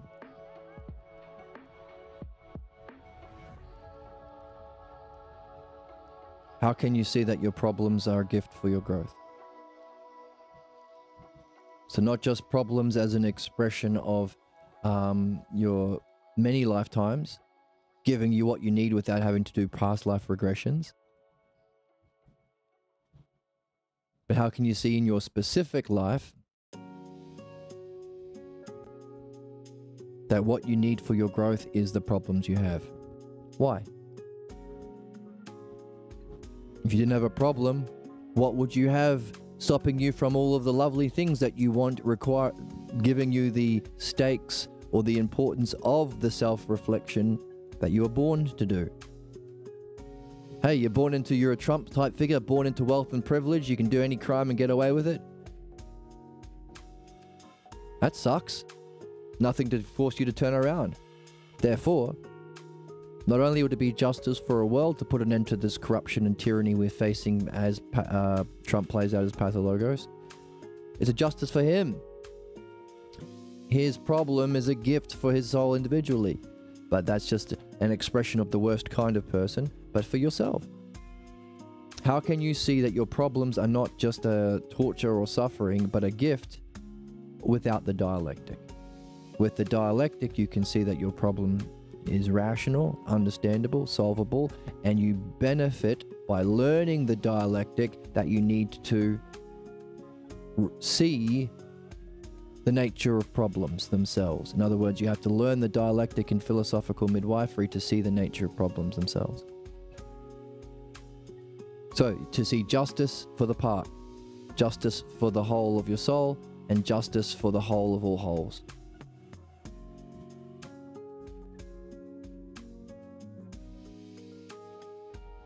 Now the activity, so this could be the, so we could also, this is the thing with the dialectic.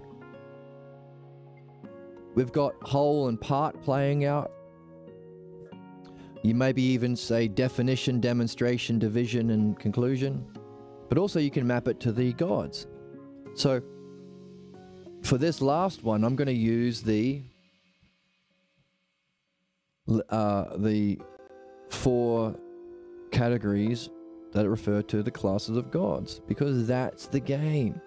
Where's a little figure? Where's a character of what it means to be a philosopher? Here we go. This is our skill tree. Right? The true hero's journey. The true Frodo Baggins. Philodainoia. The true mystic. Many other staff bearers. The true mystics are Philodainoias. Us. Which is a puzzle solver. Solving puzzles. We have to find questions, carry them in our question sack, create likely or necessary conclusions, that's hypothesis or ifs. We play with analogies as we've been talking about. The whole of reality, the justice of the whole of reality requires us to see the brilliant light of being through the dialectic is the self. Analogically, that justice applies to the individual soul or the one soul playing out through many lifetimes. Analogically to your individual lifetime, play with analogies. But also skill trees. So there were 4. So there are 4 little dialectics that we have there to demonstrate that the purpose of your life, the singular activity you should be engaged in, is the dialectic. All have the same theme of justice. But here's another 4. So therefore we can use a 4. Let's take another skill tree. What do we have? We've already got a 4, the dialectic. So can we see that's a definition, demonstration, division, and conclusion? Or a self to itself, self to other. Can we do that? But here's another 4. This is the skill trees. You got another branch you could pull off from your skill tree and link it. Like in a skill tree of a video game, I've got fire over here and I've got thunder over here. Now I can combine the 2 together and have a superpower magical attack that has fire and lightning. Firestorm, baby. Take down the boss with a firestorm attack. So what's another 4? Another 4. Got a bunch, but let's go to the one that we've got for the gods. Yeah. The 4 classes of gods. The ruling triad with Zeus at the top. The preserving with Hestia at the top. And Athena, the warrior goddess of wisdom. And Ares, the power and the anagogic. So ruling, protective, power, and anagogic. Anagogic is the activity. The activity, and that moves us up. So it's the bottom, but it's also what we need to turn around. Therefore, the ruling. So we read with Apollo, we put it together into wholes with Aphrodite, ultimately to master the skill of the dialectic. That's Hermes. So here we go. Just for fun, the last of the 4 here, the anagogic or the activity or anagogic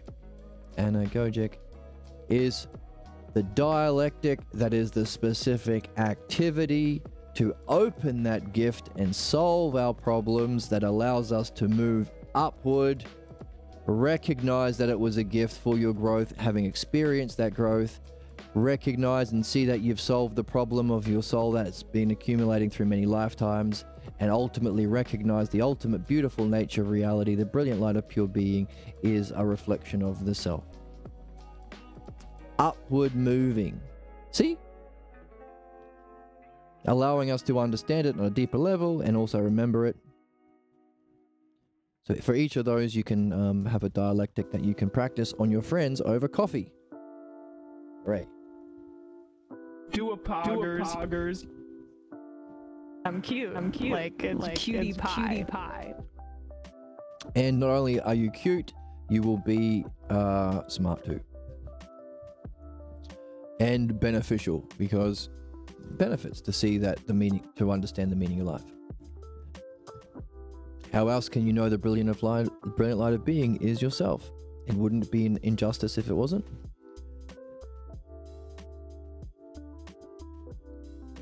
How else can you understand the that there is a justice in reality without the idea of reincarnation?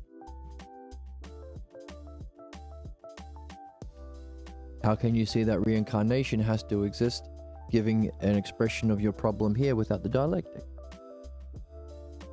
You need to apply the dialectic to understand your problem and understand the principle of problems themselves.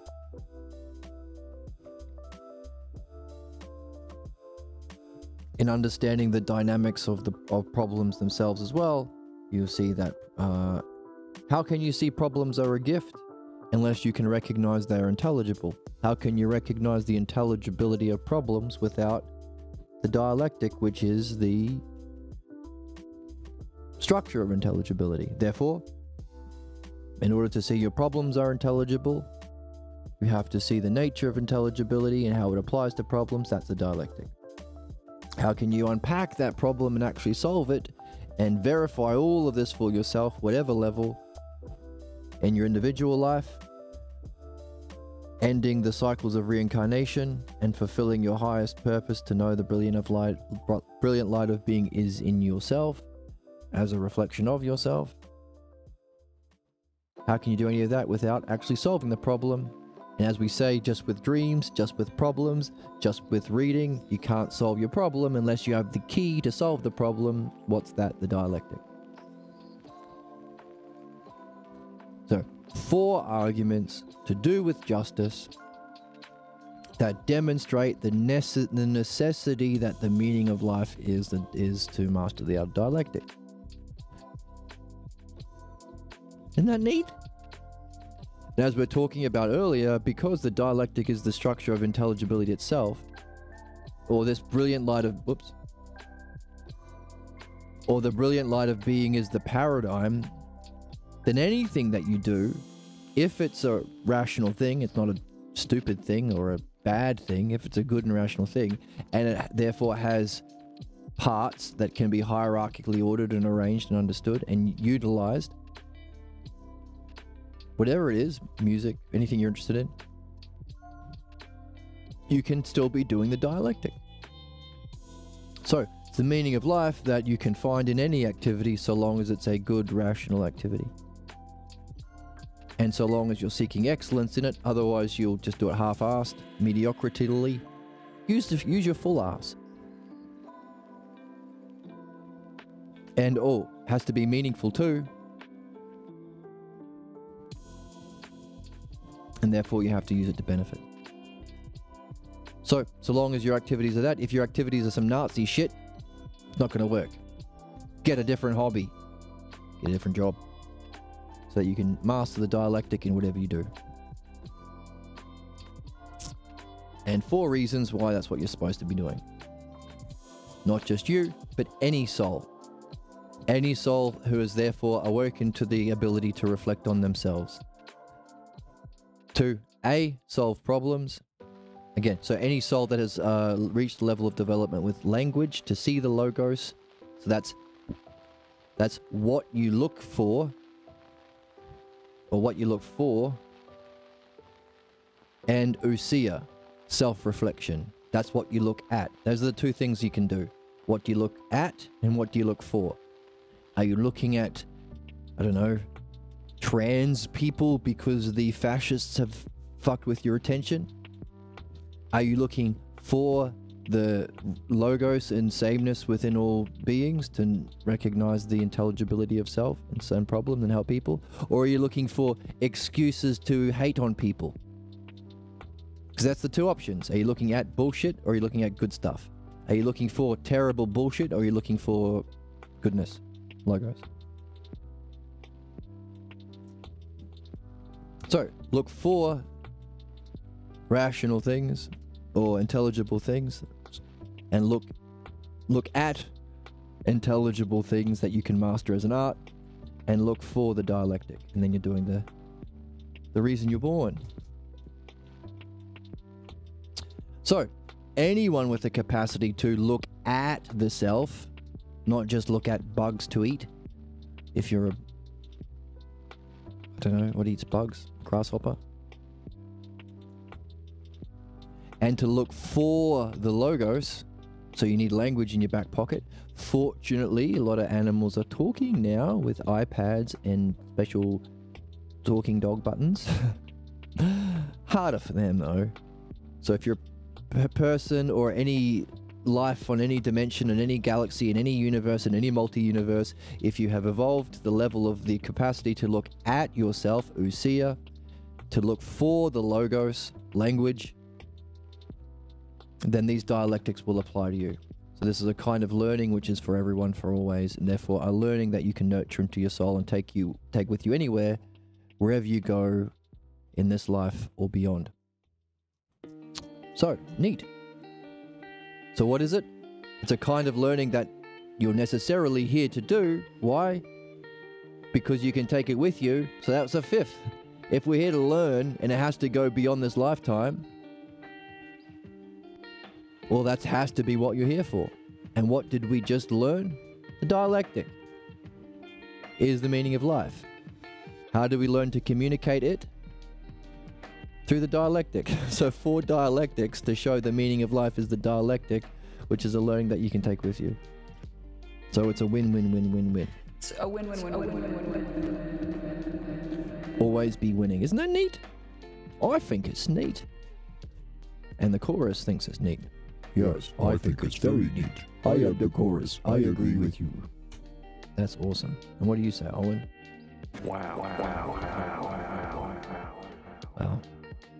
I agree. And Aaron Brown? What if I go? I don't understand. Too much delay. Here we go. Okay, go ahead. Okay. Oh, enough of this crap, you know? What? Hey, whoa. Oh. Who asked you? Okay, it makes sense. It makes sense. Thank you. I do make sense. If you say so. Right, so anyone, again, look at the self and look for self-logos, or language and self-reflection usia. You can see that you're here to do the dialectic. That allows you to open, or to solve your problems.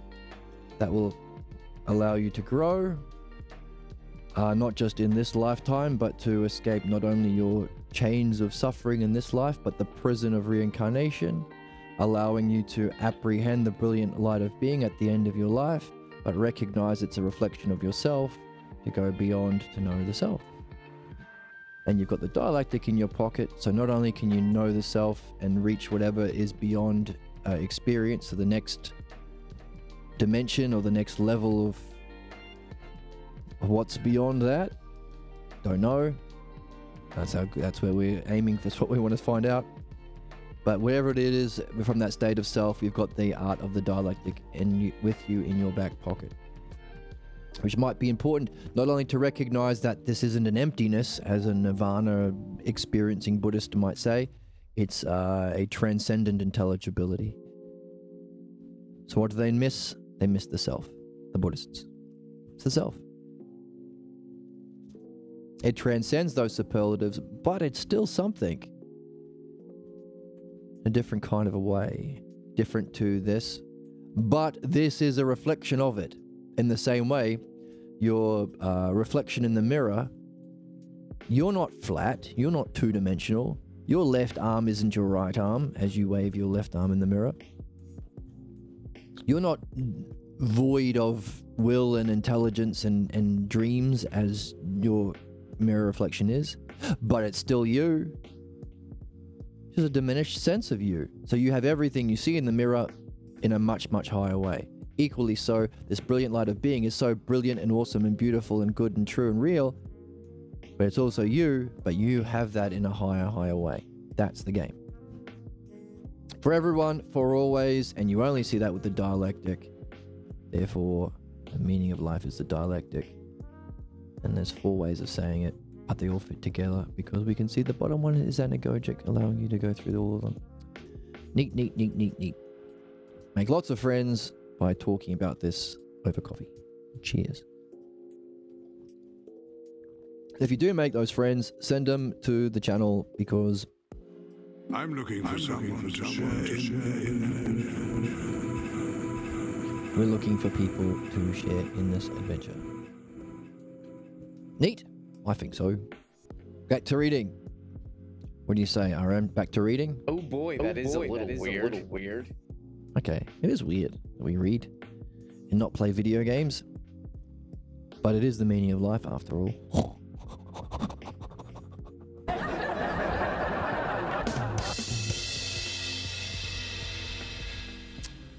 All right.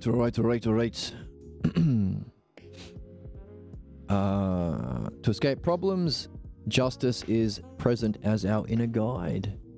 Did you read that? Oh, okay, yeah, so that's the inner guide. Right, so, okay, we missed this inner guide part. So throw that in the mix.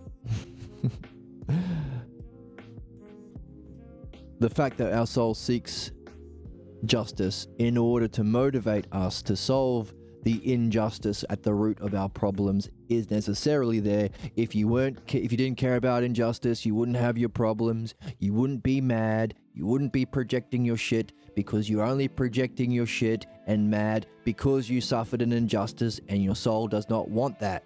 Therefore, inherent is justice, seeking the dialectic to address an injustice where you suffered an insult to the self because the logos and dialectic wasn't present. It wasn't a learning experience, or as the oracle puts it, Where's the joy? Wait. There's only two options at the end. Wait. It's a win-win. No.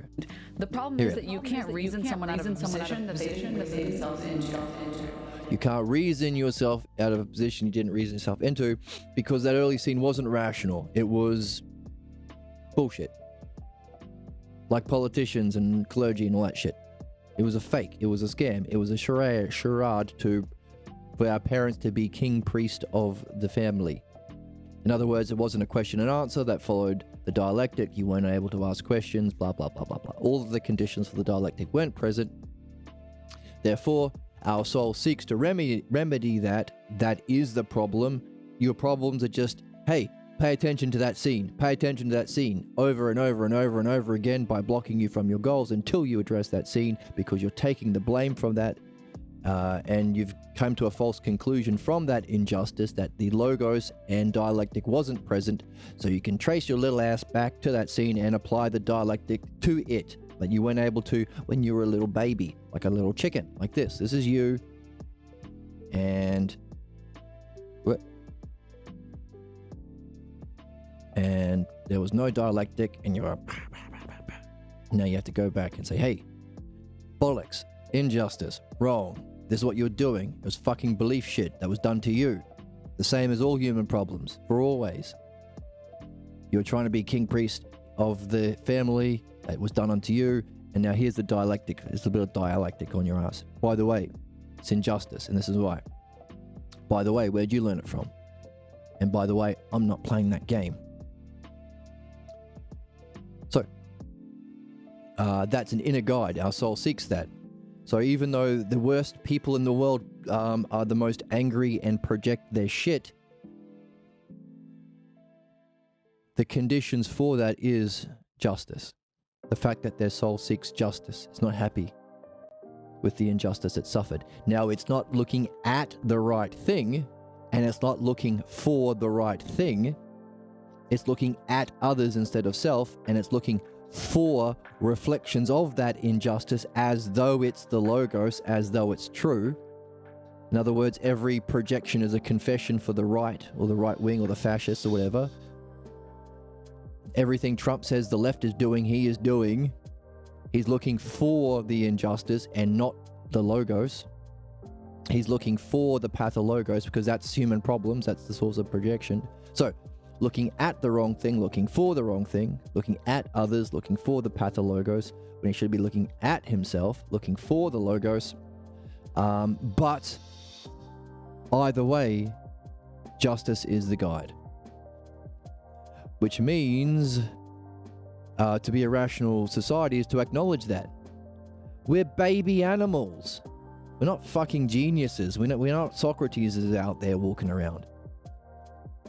We're idiots.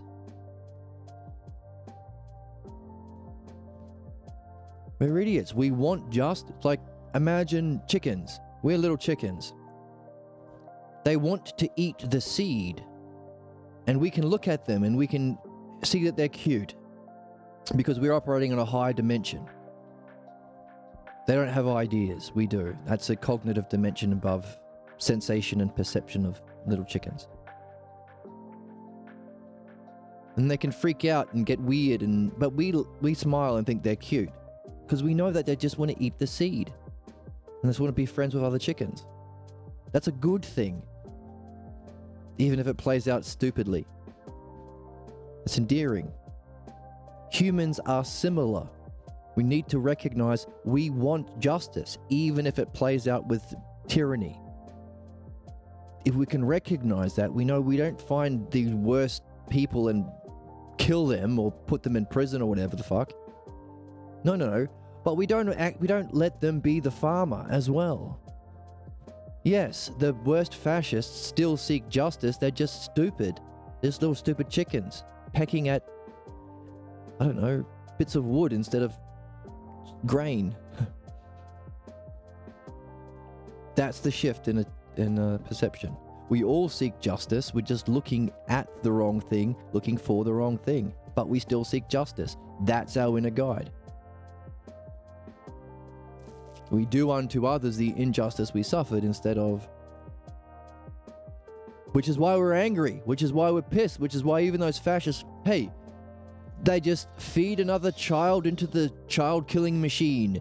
Into the war machine. But the, the Lockheed Martin or whatever the fuck that make all the profits from the war machine, they're not satisfied. Kill another child, need more profit. They're not happy. They're still angry. They're still pissed. They're still projecting their problems on the world. Same things with the Jews in Israel. Kill another Palestinian, you're still not happy. Jesus isn't back, or whatever the fuck they believe. Moses isn't back yet. Whatever the fuck. You're not going to feed your tummy chicken if you're not eating the grain. Doesn't matter how many other chickens you peck in the head, it's not going to satisfy your hunger. So, there is an inherent justice of our soul seeking to address the injustice from childhood. We're just pecking at each other's heads instead of eating the grain. We need a farmer, which is this book, to say, hey, stop it. You're not in charge of the farm, you stupid chickens. The book is, the Logos is, Socrates is, Farmer is. Instead of pecking each other in the heads, let's do what you really want to do and eat the goddamn grain, which is the dialectic. Okay, again, proving that the meaning of life is the dialectic. And then Socrates says, this is where we're up to, so let's stop here for today and continue on next time. Socrates says, let's reread this because we did a bit of review. Jesus, inspired by that mystery, they seek to find it. Oh, let's go back a bit. The after-death experience that we will all encounter is the luminous light of being. Overwhelming it is in its profound beauty, real beyond anything else, and seeing directly that this is not different from pure mind itself. Radiating goodness, it brings an awe-inspiring presence to all. Ooh.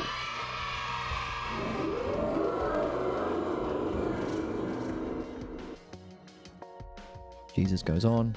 Inspired by that majesty, they seek to find it in themselves and in what they do.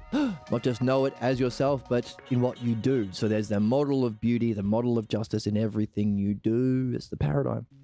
So this becomes the source of the urge to try again. Go around, get on the ride again with another birth. Let's hope I figure out understanding and dialectic this time to catch that golden ring. You have done it, Socrates. You've made the point that we live in a parallel cosmos that links the dynamics of both heaven and earth with a spirit of justice and truth. I do like that you have shown that it is just that each soul has its unique problem, and to escape these problems, justice is always present as the inner guide. Chicken. Problems for the soul are gifts for our growth, but to try to escape from those problems, that is itself the problem. Using your wealth or privilege, whatever the fuck, or distractions, that's the issue, that's the problem. You wouldn't have come around again if you didn't try and seek the dialectic. Yes, yes.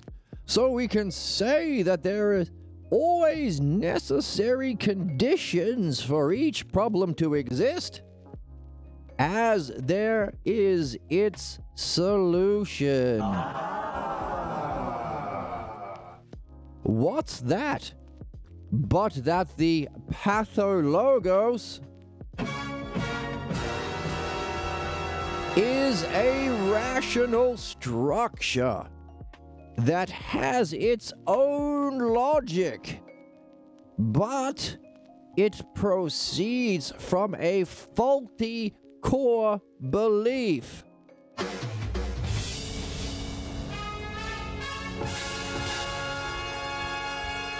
The pathologos cannot stand in the light of the logos, can it? So we come around again to recognize the light as the self, and also to function through that light, but also to recognize the self as having it inherently in a higher sense. But you can't have that with the pathologos. You can't have both. The pathologos can't stand the light of the logos, therefore you can use the logos to purify as you shine light on something to disinfect it sometimes. I guess is an analogy. Not COVID. That's not a thing. Even though I think someone said that. Rogan or Trump or one of those weirdos. No, you can use the light of the logos to purify the pathologos. What's that? The dialectic. How does it work? because there is a kind of logic of the pathologos, so it follows a kind of logical structure, but it proceeds from not the self, but a faulty core belief about the self. So it's a distorted, projected image of reality as the self unfolds into the logos of being, unfolding into becoming, allowing our anagogic movement back through the dialectic. So too is the pathologos a false image and belief of the self unfolding through its negative pathologos logic. What does that mean? That means in principle, all problems are solvable. Why does that happen? Because the necessary conditions for each problem to exist implies, there are always necessary conditions for problems to exist, and therefore problems by definition have to have a solution. Why? Oh, because we can see that there's a rational structure with its own logic from a core belief. And it's solvable because that pathologos cannot stand the light of the logos. So again, this book is fucking amazing because that paragraph hits. How important would it be? What would happen if just this one paragraph every human being mastered? Every human being could repeat it word for word. There is always necessary conditions for each problem to exist as there is their solution. Just that first line. No more prisons, no more genocide, no more murder, no more fucking exploiting through whatever the fuck. Because every problem is solvable. No need to kill people or start a holy war. What's that but that the pathologos is a rational structure that has its own logic but proceeding from a faulty core belief. Imagine if everyone knew that. So we've just defined, we could demonstrate. There is a hidden dialectic that the author is giving you. That's how fucking good this author is. You could do a dialectic on this paragraph alone. And if you did it, how much better off would you be? Because it's a banger. Can I say it's enough? Can I say how great this book is enough? I will never be able to.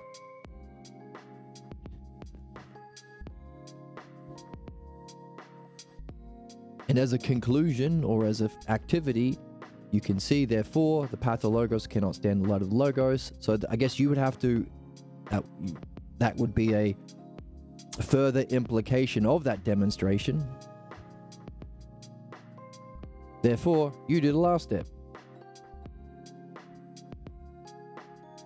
So there must be necessary conditions for a problem to exist and a solution. Start with that. Tell your friend. They either agree with it or not.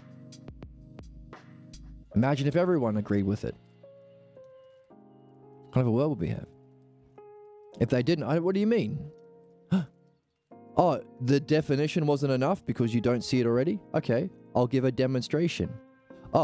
Why is every problem solvable with necessary conditions for it to exist and be solvable?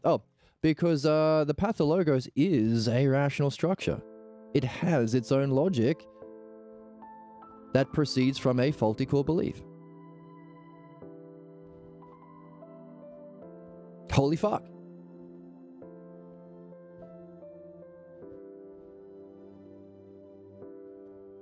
That's a demonstration of problems being solvable. What are you going to do with that demonstration? To others. Well, the implications of that is the pathologos having its own logic faulty from the real logos, from its own source faulty from the real self of the self logos, means it's not consistent with the real logos, therefore cannot stand the light of the actual self logos we hid and learned. Oh, what an interesting implication of that demonstration. Therefore, what's missing? The conclusion. You do it. Put this together in your own dialectic and fill in the last step. If that's what follows, what would be your conclusion? In other words, for you, given that dialectic that you have done, because We've just demonstrated in 4 different ways that the meaning of life is to practice and master the dialectic. Do it here. It's the meaning of life, so do it. Organize this paragraph into that structure that you've been learning of the dialectic. I'll remind everyone, if this is the first episode that you're watching,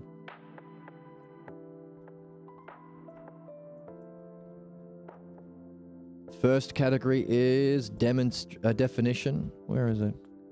Good one.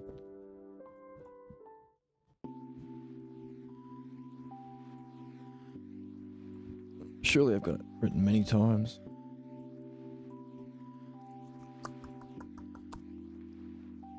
Surely.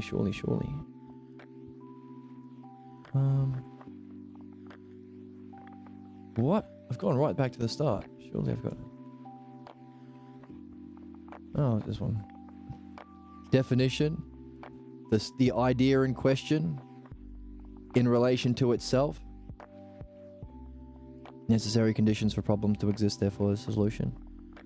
Demonstration. That thing that you've defined, how does it function or demonstrate? The subject to itself defines it. Then that thing. This is too big. How does it function? That functioning, how does that function in a division? How does that affect others? Or what are the implications of that on other things? And then as a result of seeing its function and its function to other things, can you unify that into a synthesis of a single other that allows you or that other can then relate back to that original idea? That's analysis, and that's the conclusion.